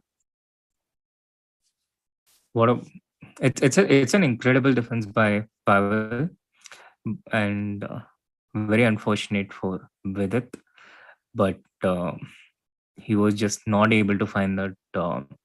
He was just not able to find that final push, and it's also a question of skill. I can imagine how incredible, how frustrating this can be for Vidit, but he had to find that way to finish. And now with 26 seconds remaining, this can even turn nasty for Vidit. He has to take a draw. He has to just repeat it 3 times. I don't understand why the game. Why? Oh yeah, finally it has happened. Someone else could have actually tried to flag with it here. 21 seconds. He could have tried to flag with it, but Black decided not to do it. And with 3.5 out of 6, with it probably needs to win all 3 games in order to be able to get into the top 8. Quick look at the other Indian games. Harika is playing against Alexander Shimano, and this is a draw because this light square bishop cannot control this h8 square, the queen in square. So the only way for white to win is if Harika can somehow take a leaf out of Hikaru's book and flag. But it's really easy for black to just remove king b7, king h8. He can play, I think, 250 moves with that. So this ends in a draw. And the other Indian games, that's all the Indian games in round 6. Harsha has won against Saichev, and Bharat also won his game. So Bharat moves to 3 out of 6. Harika moves to 2.5 out of 6, and Harsha also moves to 2.5 out of 6. That's the end of round 6, guys. 3 more rounds to go. Raunak out there leading with Raunak out there in the second spot with 4.5 out of 6. Hikaru leading with 5 out of 6, and a lot of players with 4.5 out of 6. So Raunak still has some work to do to be able to get into the top 8 and qualify for the knockouts tomorrow. We'll be back with the 7th round, guys, but we'll be back after a short little break. And meanwhile, do hit the like button, subscribe to the channel if you haven't, and we'll be back.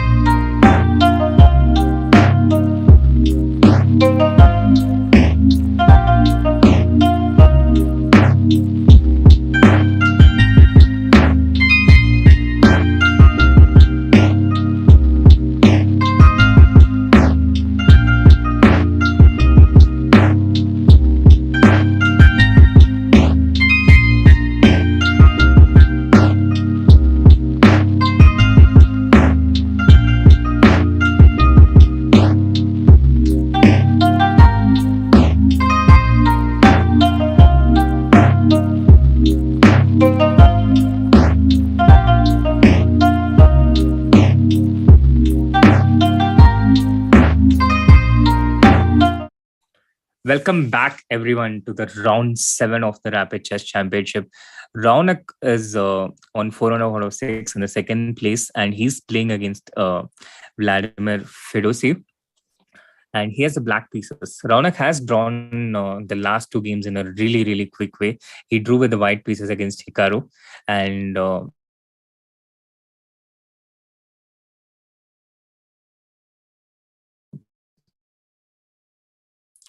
he drew with the black pieces against he had to play. There was really no way he could have made a quick draw, but he is comfortable playing as well, and has a really nice position out of the opening here from the Italian opening. And Ronak is also playing incredibly fast. You can visibly see the difference between, for example, how Vidit has been playing this tournament and how Raunak has been playing. Raunak has made 16 moves and he has hardly taken a minute. He's not even spent a minute, uh, and he's made 16 moves. And his position is also totally comfortable for the moment. The bishops have been traded. He has a bit of an anomaly with regard to the pawn structure, the pawns on e6 and e5. But this can go two ways. It can be a potential weakness in the endgame, but it also opens up the f file for black. And white was threatening to play f4, so Ronak stops it with the queen coming on to f3, queen into f3, rook into f3, and this rook stays on f3 and doesn't allow white to play f4 that easily. So pretty confident play by Ronak so far, but on the other hand, Fedosiev is also uh, a pretty seasoned player in the speed chess formats. He's pretty formidable and quick as well. And queen f3, queen c2, queen f7 played by Raunak. He's just keeping his position intact for the moment and has threats like queen h5 in the air. So white not quite able to initiate concrete actions, but with rook a d1, he improves the position of his rook, brings his rook out into the game. A4 and D4, breaking in the center. But I'm really not sure if that's such a great idea by and this has been, he's really strong, but he doesn't use his full energy and goes all out in all the games. He keeps his strength for the really important games and make sure that he turns up and he's right there. So when his opponent gives him chances, he quickly pounces on it. And this could be one of those situations with d4 happening in this position. Uh, the problem with d4 is black can take a into d4, c into d4, and he has this really strong move e5. We can quickly put that on the board while Ronak is thinking. And now at this point, this a2 pawn is attacked, this d4 pawn is attacked, and black has potential to get his knight to f3, which is a big weakness in white's camp. So this was a pretty normal move by white, d4, but it seems to run into problems. And Raunak, after a 1 minute think, he takes a into d4, and Ferguson probably realizes only now that d4 was perhaps not such a wise decision at this point. And it all comes down to this f3 square, the weakness of this f3 square with this pawn structure. So c into d4, e5, and this knight coming to d4, occupying the f3 square, which will push the white king to h1, and then black will have deadly threats like queen h5 in the action here. So once again, for those who have just joined the stream, 6 rounds are over, and Raunak has 4.5 out of 6. He's in the second spot overall and leading amongst the Indians. He just needs to stay solid, not lose, and perhaps win 1 out of 3 games, and he will make his way to the top 8, the knockouts, and play in the knockouts on Sunday. E into d4, e5 exactly happening, and after d into e5, knight into e5, knight into e5. Black should probably take with the pawn. That will allow him to attack the a2 pawn and also create chances with knight d4, knight f3 check, and uh, create crushing threats against white, and Raunak does exactly that. He takes with the pawn. White goes with the knight to e3. Now the point is, if Raunak takes this pawn on a2, then Fedosov creates counter chances with something like knight d5 or rook d7, basically cornering the queen away from the game. But on the other hand, this also this also makes it clear that it's black who is in the driver's seat. It's black who is fighting for a win here, and white who's creating counter chances, white who's resisting. And one of the important factors, which again we have seen with having an advantage and converting it, is how quickly you play. How the quicker you play, the more difficult it becomes for your opponent. And Raunak is keeping up the tempo. And this has potentially been a feature of Vidit's play. He he has a very classical approach, and the classical approach is when you have a better position, you sit down, you think, and you make the best moves. And oh wait, does this allow some rook a1? Where does the queen go? Raunak played the rook to f7, defending the c7 pawn, but after rook a1, the queen has no squares. Raunak quickly playing his knight to d4. He played that almost instantly, as if he was ready for it. But now maybe white has queen into c7, or rook into a2, knight into c2, and b3. b3 is the move, and Fedosov regains the pawn back. He regains the pawn back, and the game is back to being even Stevens. Black does have a passed pawn, and he has more pawns on this side, but white black will have this e5 pawn weakness, which is a isolated pawn, and the game is pretty even Stevens. So c6 played by black, knight to b6, rook to a6. Oh, knight to b6, rook to a6, and now knight to a4, b5, knight c3, rook into a2, knight into a2, and then finally this b3 pawn is soft, something like knight d4. I think Raunak still keeps pressure, and he's making sure he has more time than his opponent, which is a very important aspect in this time control of 10 minutes with 0 seconds increment, no increment. And yeah, knight to d4 played by Raunak. This b3 pawn is soft, it's falling. No easy way for white to be able to defend this pawn. He goes with the rook to b1, but I guess something has to give now. Maybe just rook f3 first, attacking the pawn and preventing this white knight from getting to c3. This rook on a6 defended for black, so white can't play something like knight c3 and bail out. Rook f3 looks pretty strong. Rook f3 with the idea of b5 potentially.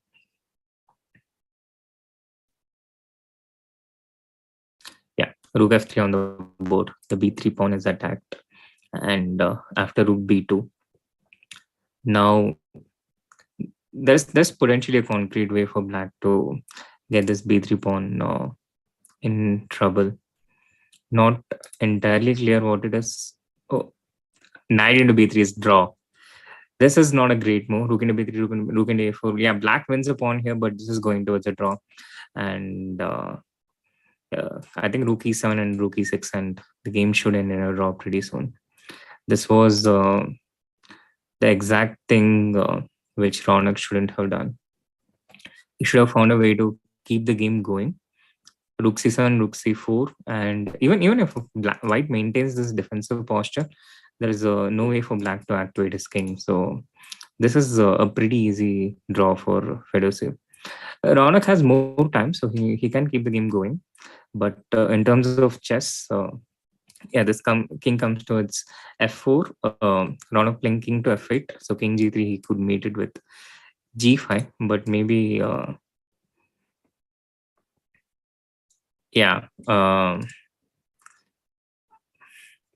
that shouldn't be bad for white, because after g5 there is rook h7 and it would become a 3 versus 3. So king g3, rook c3 check, king f4, and these two pawns are set to fall. The white king is activated, the black king is passive. This goes into draw pretty quickly. King into e4, f4, and black does have this extra pawn, but he wouldn't really be able to do much with it. So Raunak had a really good position there.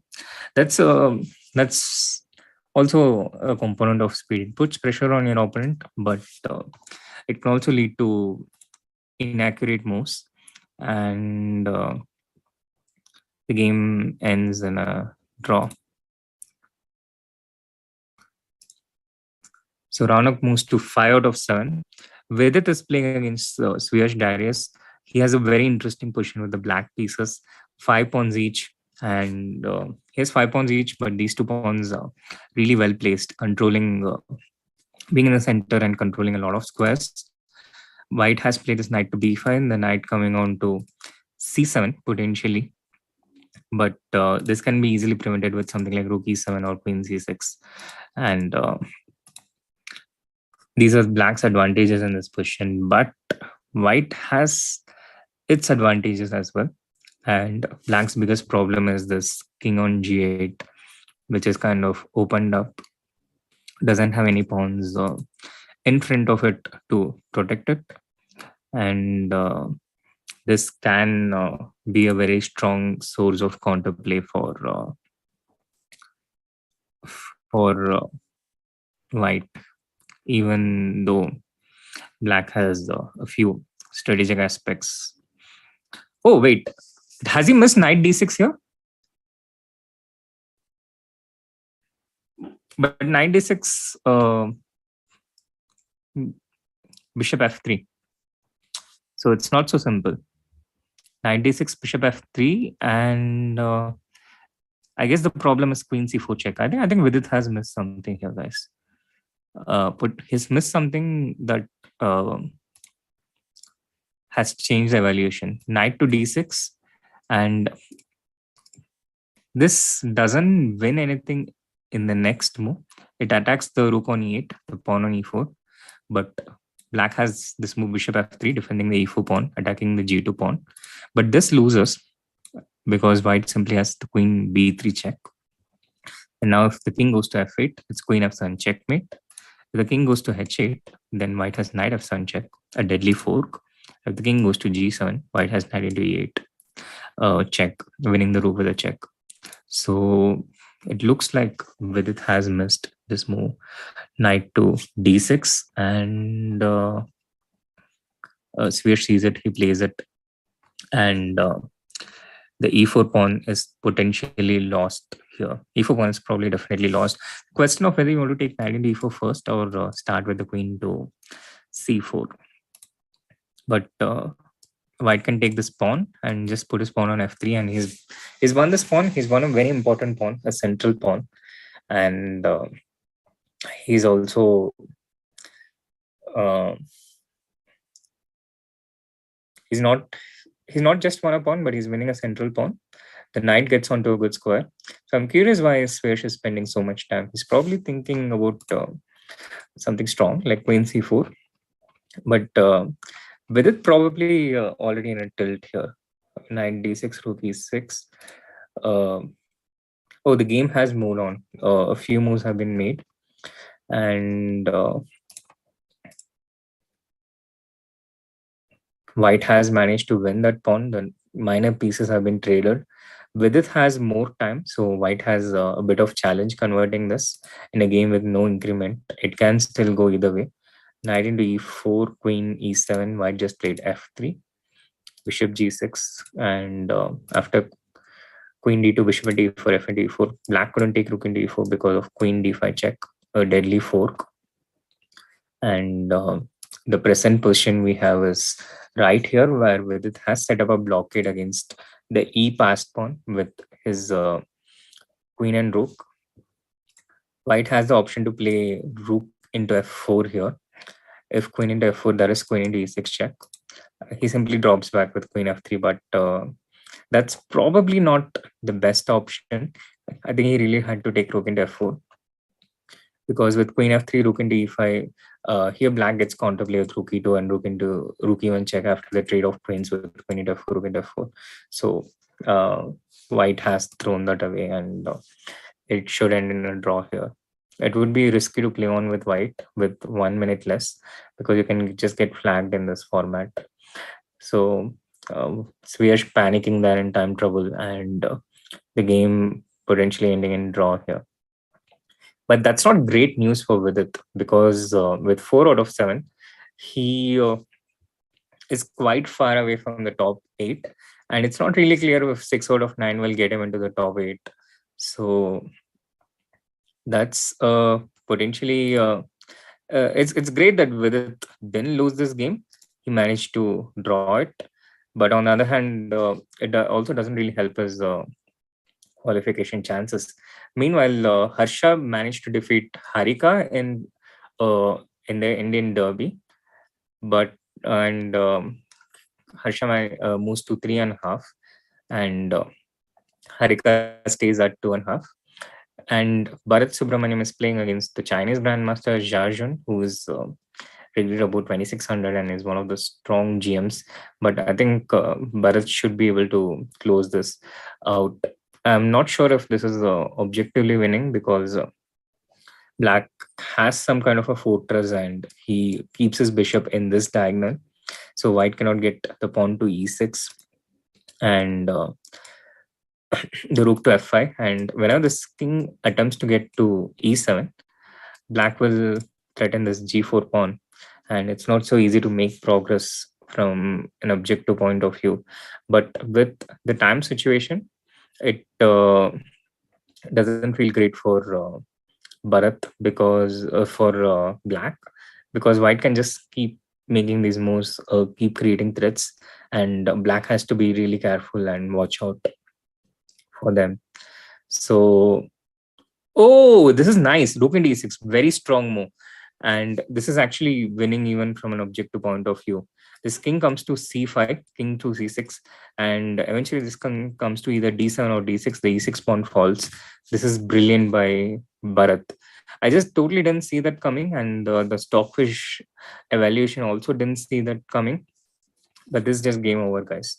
Black cannot prevent this king from coming to d6, and the white king will have two squares here, both d6 and d7. For example, black prevents the white king from coming on towards the e6 pawn with king e7.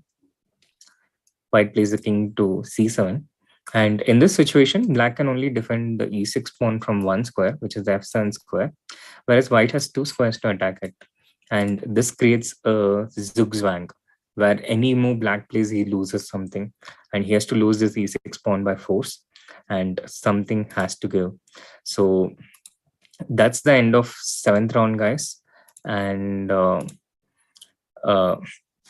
a quick look at the standings. Hikaru still leading with 5 out of 7. Pretty much sealing his qualification spot. Raunak with 5 out of 7. The good thing is he has the best tiebreak because of his brilliant start and could potentially get into the top 8 by just drawing the next 2 games without losing the next 2 games. But a bunch of other players on 5 out of 7 and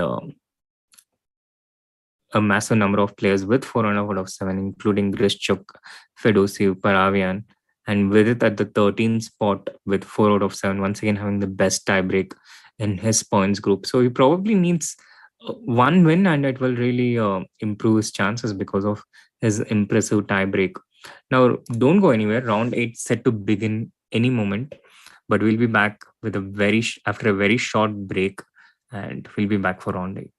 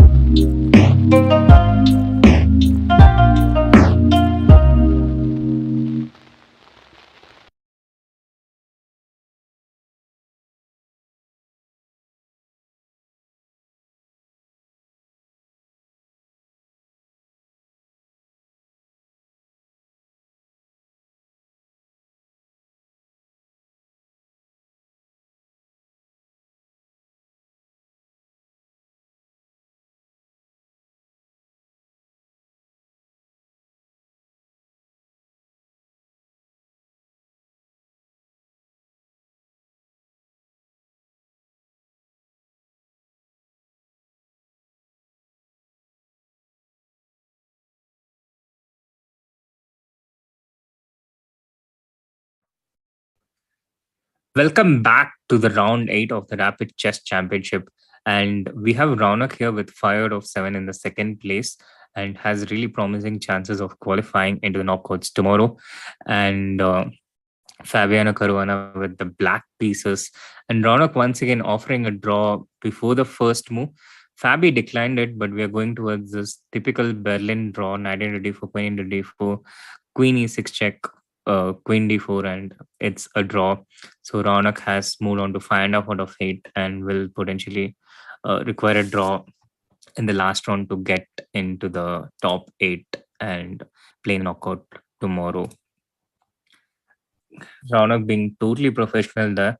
Vidit, meanwhile, is playing against Botnik Alexander, and he started off with his trusted 1d4, his trusted openings, and this has been with its opening repertoire uh, in this rapid chess championship this week today. He started off with d4. He plays his openings with g3 with this setup with g3 in general. And I think this is with its fifth white in 8 games. But Raunak understanding the format, taking full advantage of it, and trusting his ability to make a draw with the black pieces in the last round, no matter who he plays against. Meanwhile, Vidit has apparently won a pawn pretty early in the opening. He played this queen b3, and his opponent played the knight to c6, and after queen into b7, Vidit just is simply a pawn up, bishop d7. But it's not so clear how this queen comes back. Oh yeah, he just played queen to b3, but the problem is the c4 pawn falls here. But maybe after knight into c4, white has some discord attack idea here. No, he just plays castle, and the reason why this is better for white here is the pawn structure. These pawns on c7 and a7 not quite connected, while white's pawns are relatively better connected. But black steps towards addressing that problem with rook c8 and getting this pawn to c5. Now, this was probably a critical point, this knight into c4. And here, according to the evaluation bar, white probably had something better, but I don't see what it is. So it's clearly not obvious for a human being. Maybe uh, the chat has a better idea. You guys seem to have a better idea of things in any case. So yeah, I think that was an interesting moment, but not really clear how white was getting a bigger advantage from a human perspective. But it's still a very pleasant position for white, because even if black manages to achieve c5, what he wants, and we have a trade on c5, white will still have a better structure on the queen side, more pawns on the queen side, better option of better probability of creating a passed pawn. But on with it place the bishop to a3 and stops this pawn from coming to c5 in any case. So c5 d into c5 d into c5 isn't great for black, because that would just keep this pawn structure separated. Yeah, this has happened, but white has a bit of pressure here. For black, the advantage is he gets his pawn to c4 and tries to trade this pawn. So if the pawns do get traded, then black has solved his main problem, the disjointed pawn structure.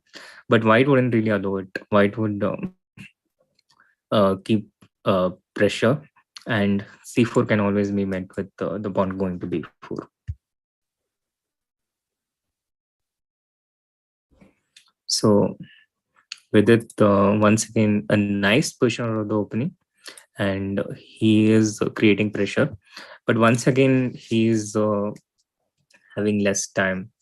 And for a while, it looked like Vidit had created the perfect template for qualifying into the knockouts of the Rapid Chess Championship. He did it 4 times in a row, and his template was, to just play really good chess and win where he gets an opportunity and not lose any games. But with the change in the format, he had to win more games than usual, and he started off really well this time. But I think the fundamental difference today has been the fourth round between Vidit and Raunak. Raunak played a great game. He defeated Vidit with, I think, a very, very high level game. And since then, apart from that, they had pretty much the same results. Both of them won the first 2 rounds. Both of them drew the third round, and after that, they have had draws in all the other games. It has been pretty much identical, except for that one game, which took Raunak all the way up and dropped with it below in the standings. But we could potentially have two players in the top eight, guys, because both Raunak and Vidit have the highest tiebreak in their points, and there are also less players this week because of the Sharjah Masters happening. So a lot of grandmasters playing in that tournament, and with a change in format, we initially had something around 60 players in at the start, but now we have only 40 players in the beginning, and this also potentially reduces the points required for qualifying into the top eight. And this e4 was a really nice and strong move by Vidit, by the way. He took control of this d5 square and he was preparing to play b4 against c4. And now Botnik goes into a long, long thing because knight d5 isn't possible. And it's not so easy to find a move with the black pieces. But what he could be tempted about is knight into e4, taking advantage of the pin in this diagonal. And if white captures knight into e4, then black has bishop into a1. And if white captures the queen, then there's bishop into c3. And this position after knight into e4, knight into e4, bishop into a1, rook into a1, bishop to f5 potentially, or maybe the bishop goes to a4. It's not entirely clear, but this position is interesting. It looks very nice for white with this knight coming on to c5. The c4 pawn doesn't seem to be flowing, but the computer here sees something which is not apparent to me. Maybe it's just bishop a4 and knight d5. So no, it's probably not bishop a4 either. But clearly this is also what is confusing Botnik here, and he does go for knight into e4, knight into e4, bishop into a1, rook into a1, and now this bishop to f5. But if white can get his queen and bishop onto this diagonal, that would be a deadly combination. And I think all Vidit has to do here is play something like knight to h4 and evict this bishop out from f5. This is a very nice position for Vidit here, but also very tricky and very complex. So not something trivial, not something to be taken for granted. And the computer shows something like 1.6 here, but it's not so simple. And to find the move which the computer is showing in a online rapid game with just 10 minutes each. Rook even played by Vidit. I'm curious if this allows this queen to d3, queen into d3, c into d3, and the knight coming potentially to c4. Rook e1, queen to d3. I think this position is still really complex and not easy for white to convert. And what I also noticed is these kind of questions you probably have to just play with a decent amount of practicality. You need to play with speed, And for Vidit, the natural instinct is to calculate his way through and find the best move. And this is what you have to do in classical chess, but it can be counterproductive for the faster formats, especially the rapid format, where it's really important to just trust your instinct, and it's very hard to play with that level of accuracy which you're used to in classical chess. Queen d3 played by black. Yeah, queen d3 played by black, and I don't see how white can keep the queens on. Queen into d3, c into d3 is likely to happen, but that doesn't feel like a big advantage for white in practical terms. The pawn on d3, the pass pawn, a very good counterplay, and with the queens off, this rook might come to c2, the other rook to d8 or c8, and knight to c4. White's pieces feel a bit uncoordinated. So I'm not even sure if this feels like 1.1 in a practical game. I think black has equal counter chances almost. And then this is also a type of position which Botnik would really dig.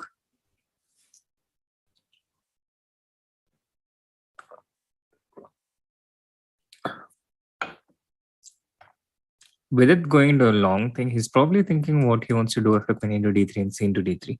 Because I don't really see any other option for white here. The a3 bishop is attacked, the e4 knight is attacked. He finally goes for it. And he probably has to play something like knight c5 here, I guess. Black has rook of d8. This rook coming. Yeah, he goes with the knight to c5. Black can get his knight to c4, bishop c1, and rook d8. And white will be able to blockade this d3 pawn. But yeah, a5, a3. These pawns get traded. A pawns, and black is moving closer towards the draw with the trade of the a pawns. With the elimination of this b4 pawn from the game, white wouldn't really have much winning chances with these pawns on f2, g3, and h2. And Botnik also has a minute advantage on the clock. So that is also not helpful for Vidit.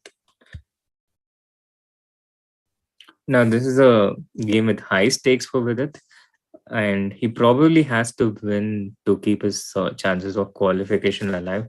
So he goes with g4. He understands he has to keep the b4 pawn at any cost. So he trades this g pawn for black's d pawn. But it probably shouldn't be difficult for black to pile on the pressure on this d3 knight and try and eliminate the b4 pawn. And once the b4 pawn is eliminated, again, it's very limited winning chances for white here. Very limited winning chances for Vidit. So rook of d8. I do expect something like rook of d8 out here.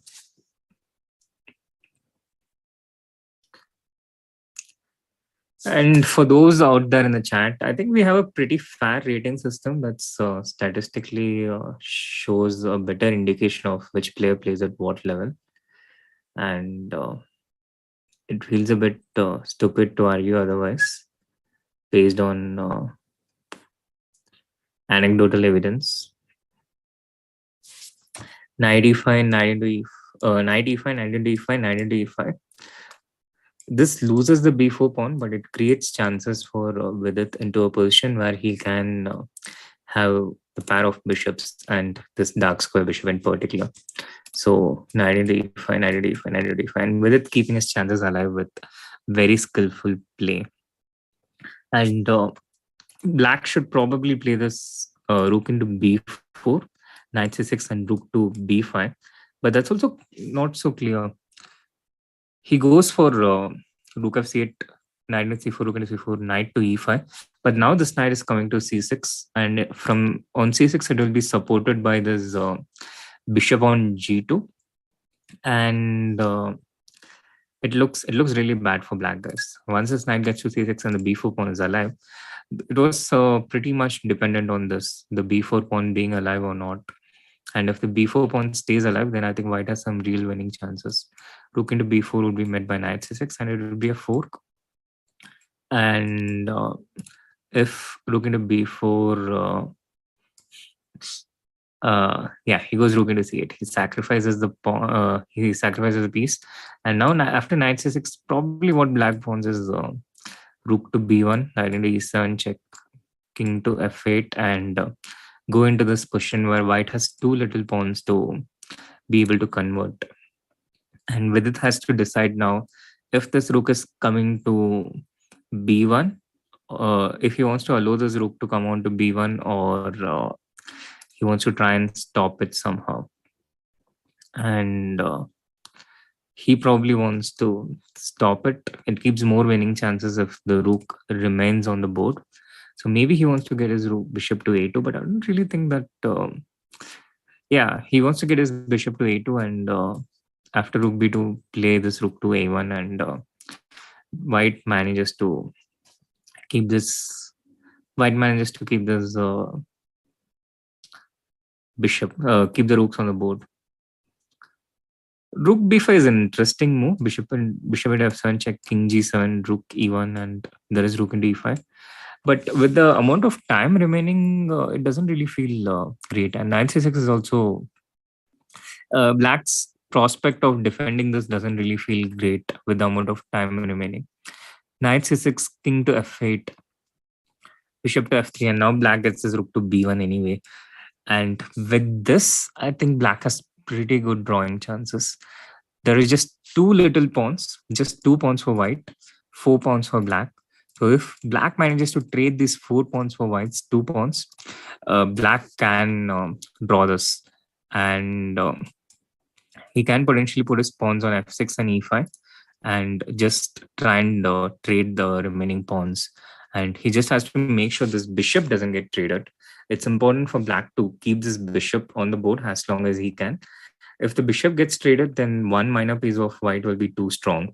Now, Vidit has a 30-second time advantage, but Botnik has a much better experience in general in playing this non-incremental format. He has a lot more games, and he can accelerate really fast when he has less time. So I'm not sure how much with its time advantage would really help him. And now with bishop c4, we see the game going more and more towards a draw. Botnik has got his pawns out, and again, it's just a question of trading these 2 pawns for 4 of black's pawns. But with f3, with it's setting an interesting problem for black. The question is if bishop into d5 goes into a draw, because if you can get into a situation where only the h pawn remains and the white bishop remains, then it's a draw. It's a draw by force, because the h8 square is the wrong color. White has a light square bishop, and this h pawn will never queen.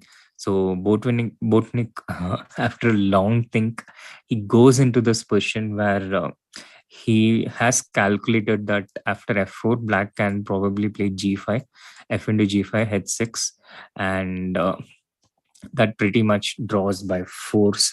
And this situation with the wrong color, it's also not easy for white to flag, because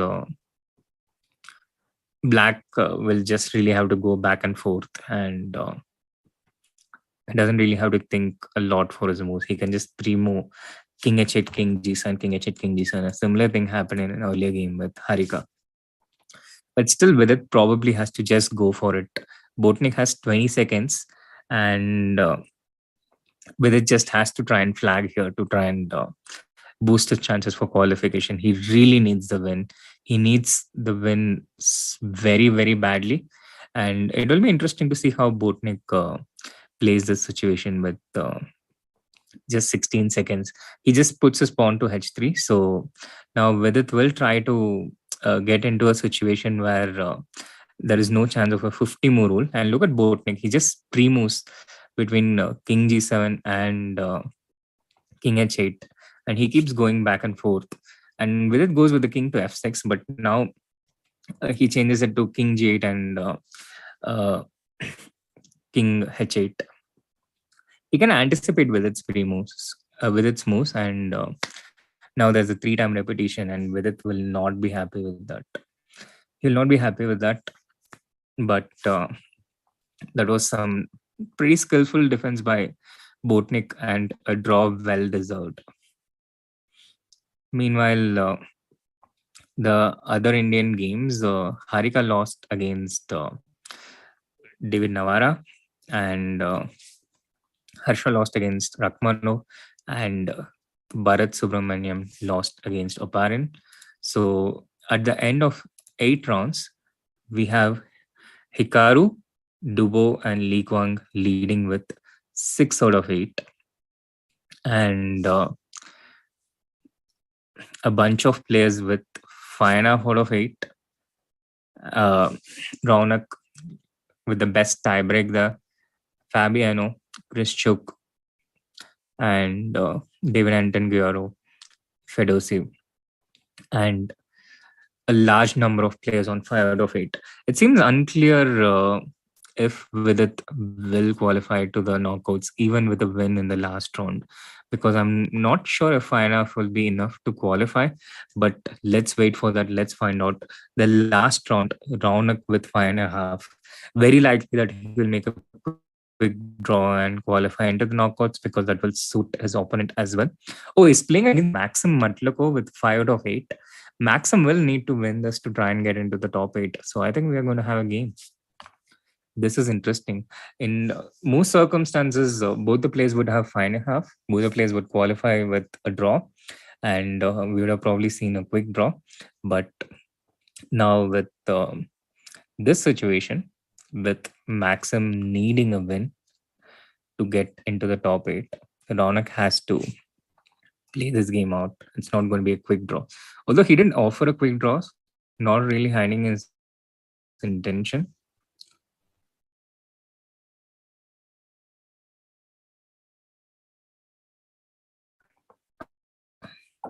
So, Chad, what are your thoughts? Do you think it's going to be out of his reach? Will an Indian player qualify into the top 8 from this week of the Rapid Chess Championship? Maxim going for the Catalan opening. And Raunak is the first one to think. He's usually quite well prepared out of the opening. But he's the first one to think. He starts with the first one. Meanwhile, chat, do hit the like button, subscribe to the channel if you haven't. This is the last round. Raunak just needs a draw to get into the top 8, to qualify into the knockouts, and play this Sunday. A4, bishop b7 with a deadly threat of knight e3, a discard attack. But Maximus, aware of it, he just castles quickly, and Raunak is up a pawn out of the opening. But white has a lot of compensation on the dark squares. This knight coming on to e4, and potentially this pawn going to b3. These kind of positions are typically excellent compensation for white, and it can be quite tricky in the stamp control with 10+0. It's very easy for black to get into something difficult, but I think this allows this pawn to c3 and this pawn to b4. I'm really not sure if this is a great move by white. Even in the Catalan, when you mix up b3, things can get very bad. And now the problem for white, this pawn is cemented on c3. He doesn't have knight into c3 because knight into c3 attacks the queen, and you can't really take bishop into b7. And with this pawn being supported on b4, white is just a pawn down with no compensation at all, and black will have the super strong pawn on c3. So this really makes things very, very uncomfortable for Maxim Matlako. And Raunak has a great start. He has a great start here. And once again, Raunak would probably be happy with a draw in any circumstance at any point in this game, because that would ensure his qualification. But also, finishing with a higher placing, it leads to more favorable pairings in the knockouts. So there is also a definite incentive for Raunak to try and win this game if he's clearly better and doesn't really risk anything. But this has been such a fantastic performance by Raunak so far, guys. He has he started well, and he was always in control. He was never worse in any of the games since we started following him. He started well. He then stayed very solid and didn't lose a single game so far.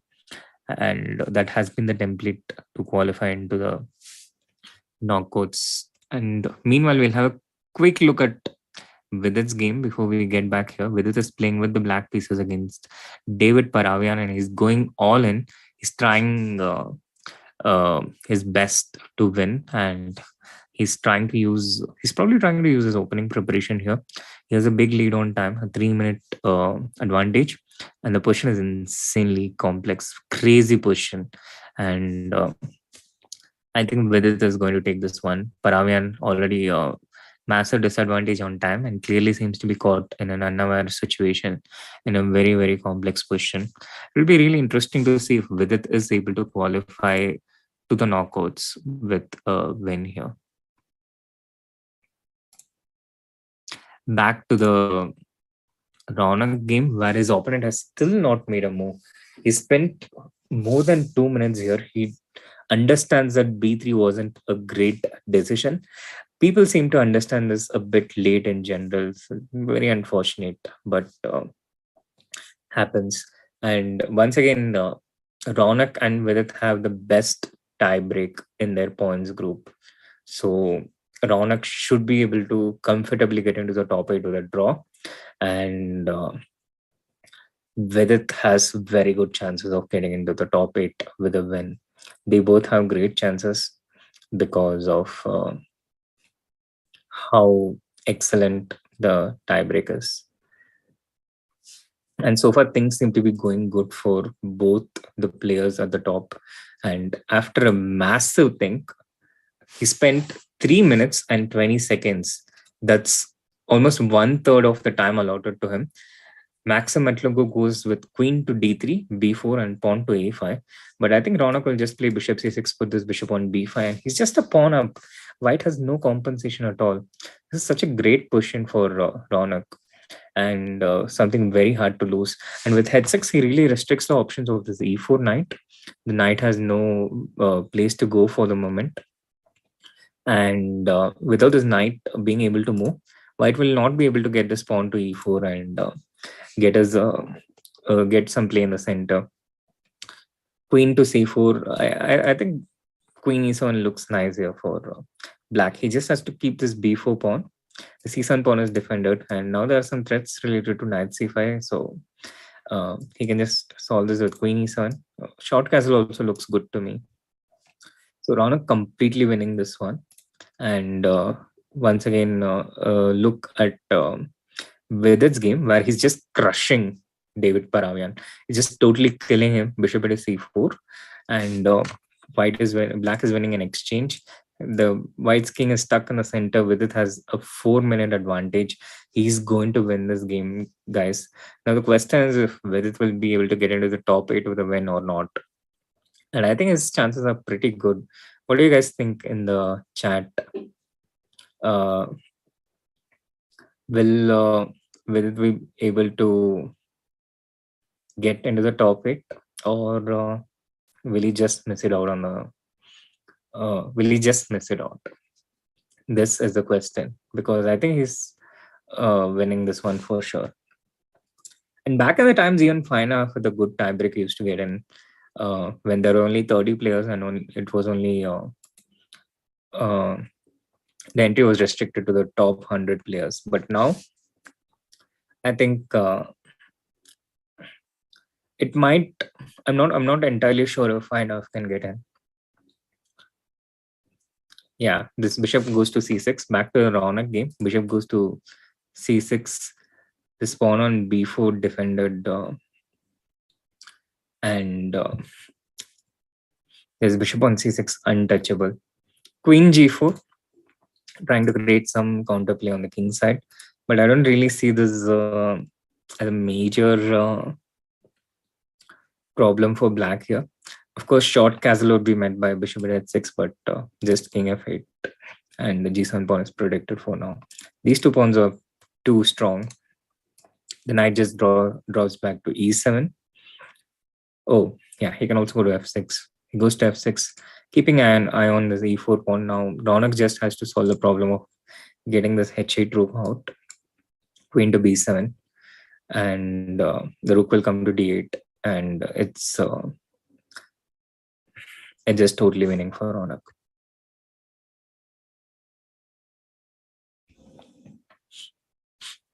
At this point, I think Raunak can even decline a draw. And once again, a quick update on Vidit's game as we keep going back and forth. Vidit now has a 5-minute advantage, and Paravian has sacrificed an exchange. This can have compensation in certain situations, but I don't see it happening here because uh, half of White's pieces are undeveloped, and the king is really unsafe. White's king is really unsafe. So there are threats like queen g1 check coming up instantly, and queen f3 check. Black can just go king e8. There's no need to put this king on g7, potentially getting into this bishop's way, and just king e8, rook f8. There's been a fabulous performance by both Raunak as well as Vidit, especially Raunak, who has been seamless. And to give a perspective of how brilliant they have been, meanwhile, in the standings, we have the top four Hikaru, Duvo, Lee Kwang Lim, and Grishchuk probably already through to the knockouts. Let's have a look back at the Raunak game where he's totally in control. The king is going towards h7. This rook is coming towards d8, and after that, all his problems would be over, and this extra pawn would just convert automatically. So Maxim trying very hard to create counter chances, but there's nothing out there. And if Raunak wins, he would move to 6.5 and might potentially finish in the second place, if not higher. Meanwhile, Fabi is playing against Fabiano is playing against Andrekin, and David Anton is playing against Ferociv. So two players likely to go up from their games. Fabi or Andrekin will take the 6th spot, and David Anton and Ferociv in their game, one of them would take the 7th spot, and if the game ends in a draw, both of them could take the 7th and the 8th spot, which means it looks grim for Vidit because there are a bunch of players at 5 out of 8, and it's not going to be one of them is going to move to 6 in some of these games. So I think Vidit has like 1 out of 5 chances of making it to the knockouts tomorrow, while Raunak is pretty much in. I think he has like a 95% chances of getting into the knockout. But Vidit will potentially sign off with a win. And this is the current situation in his game right now. White just played this pawn to b3. And Vidit goes with his queen to g1 with a check. Queen to f2 with a check. He just needs to be careful not to miss any counter chances on this diagonal. And he has a 5-minute advantage, and Paravian can't really make a lot of moves with 1 minute remaining. So it's safe to assume that Vidit will win this game, but his chances of getting into the top 8 looks quite tough. And let's stick with the Raunak game till this one gets over. And Maxim is trying very hard to create some counter chances, but Raunak is totally in control. Whenever White gets g5, Black can just go with h5. And this bishop was coming to c4, so Raunak nips this in the bud with bishop to b5. Once again, these pawns on b4 and c3 standing really, really strong.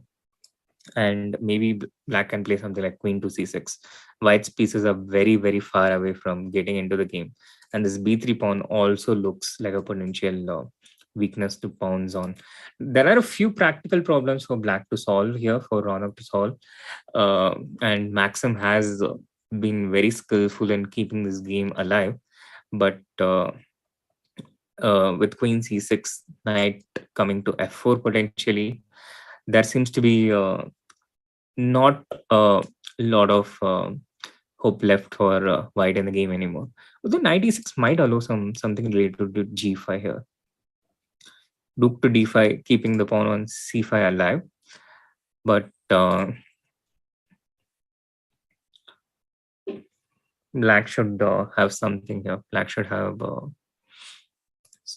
I think even something like G5 is pretty interesting. Pawns on G5 and F6, just kill all counterplay. Knight D4 is also a pretty interesting and natural approach.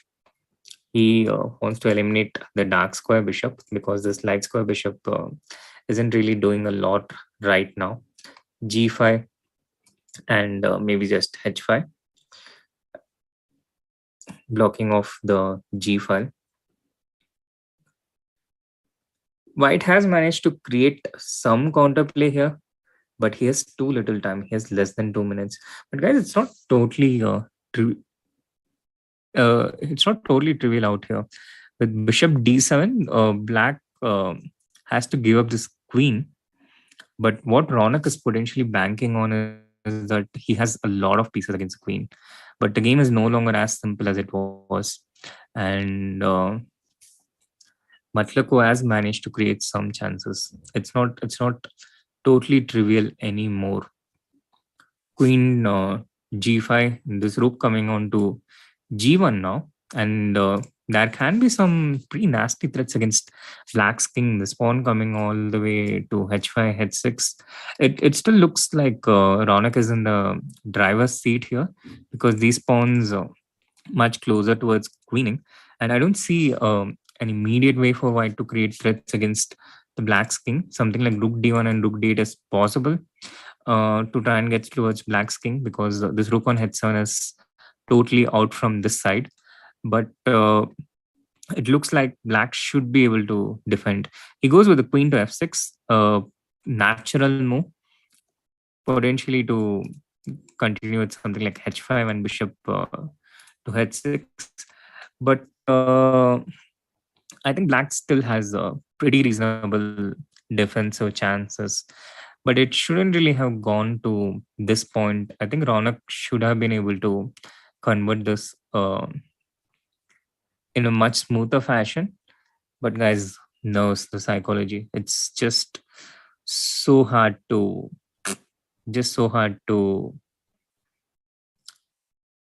stay unaffected by these things. I'm really not sure if anyone in the world is totally capable of it. The thing with Queen F6 is it was also attacking the A6 pawn and threatening to create a passed pawn on the A file. So Raunak takes the pawn on E5 and nips that idea in the bud. Now with H5 and H into G6, White can draw this game already. A perpetual check incoming. But I don't think a draw is in Maxim's interest here. He needs to win this. He needs to win this. So he continues with Bishop E3. But now his chances look super bleak. And with Knight C6, Raunak has everything under control. H5 is a desperate move because I think Black can even take Rook into H5 here. And Rook E6 is even more effective because it keeps everything under control. And now these pawns advance really, really fast. I think he can even go B2 here. But he just keeps his bishop on E8. He keeps everything defended. Raunak's position is super safe and he's completely winning. So Maxim had to go for it. He was under that kind of a pressure. He could have taken and bailed out with a draw, but he just didn't have that option. And now C2, B2 upcoming next.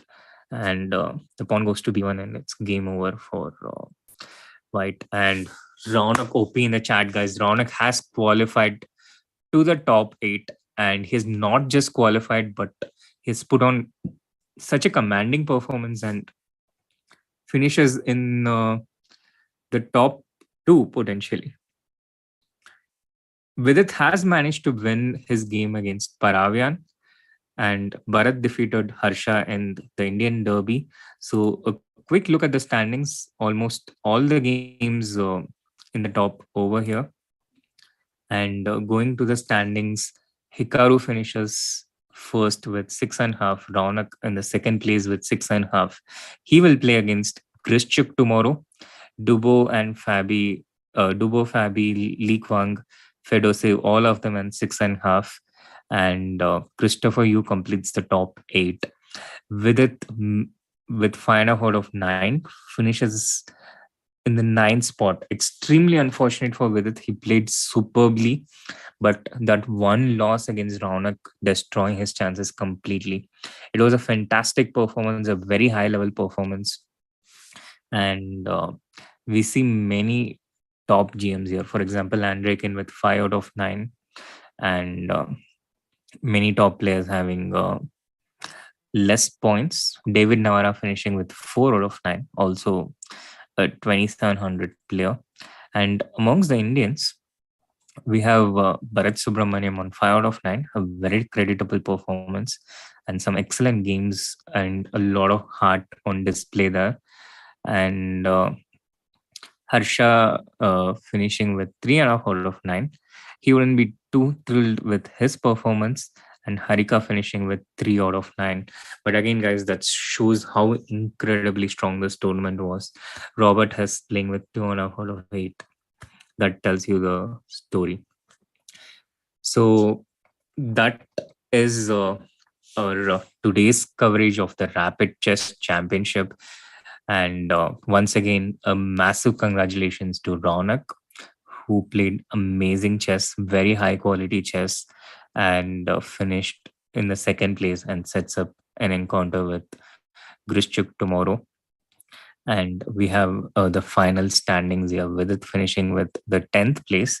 Unfortunate to miss out with 5.5 out of 9, but that's just the nature of this competition. It's cutthroat, very few people get in, and uh, despite a fantastic performance, he misses out. And um, that's today's coverage of the Rapid Chess Championship, covering the Indian players. Thank you so much, chat, for staying through. And don't miss out the coverage tomorrow of the knockouts between Raunak. Oh, wait, Raunak has finished first. Raunak has finished first. Wow. That's incredible, because that means he plays Christopher Yu instead of Grischuk. And that makes his chances even better in the knockouts relatively, because Grischuk is amongst the elite. And it also sets up a thrilling encounter between Hikaru and Grischuk. Fabiano will play Fedosiv and Dubo will play Lee Kwang Lim. So it's going to be a cracker of a knockout contest tomorrow. Do tune in for that, and do like the stream and subscribe to the channel if you haven't. Thank you so much, chat, and see you guys tomorrow.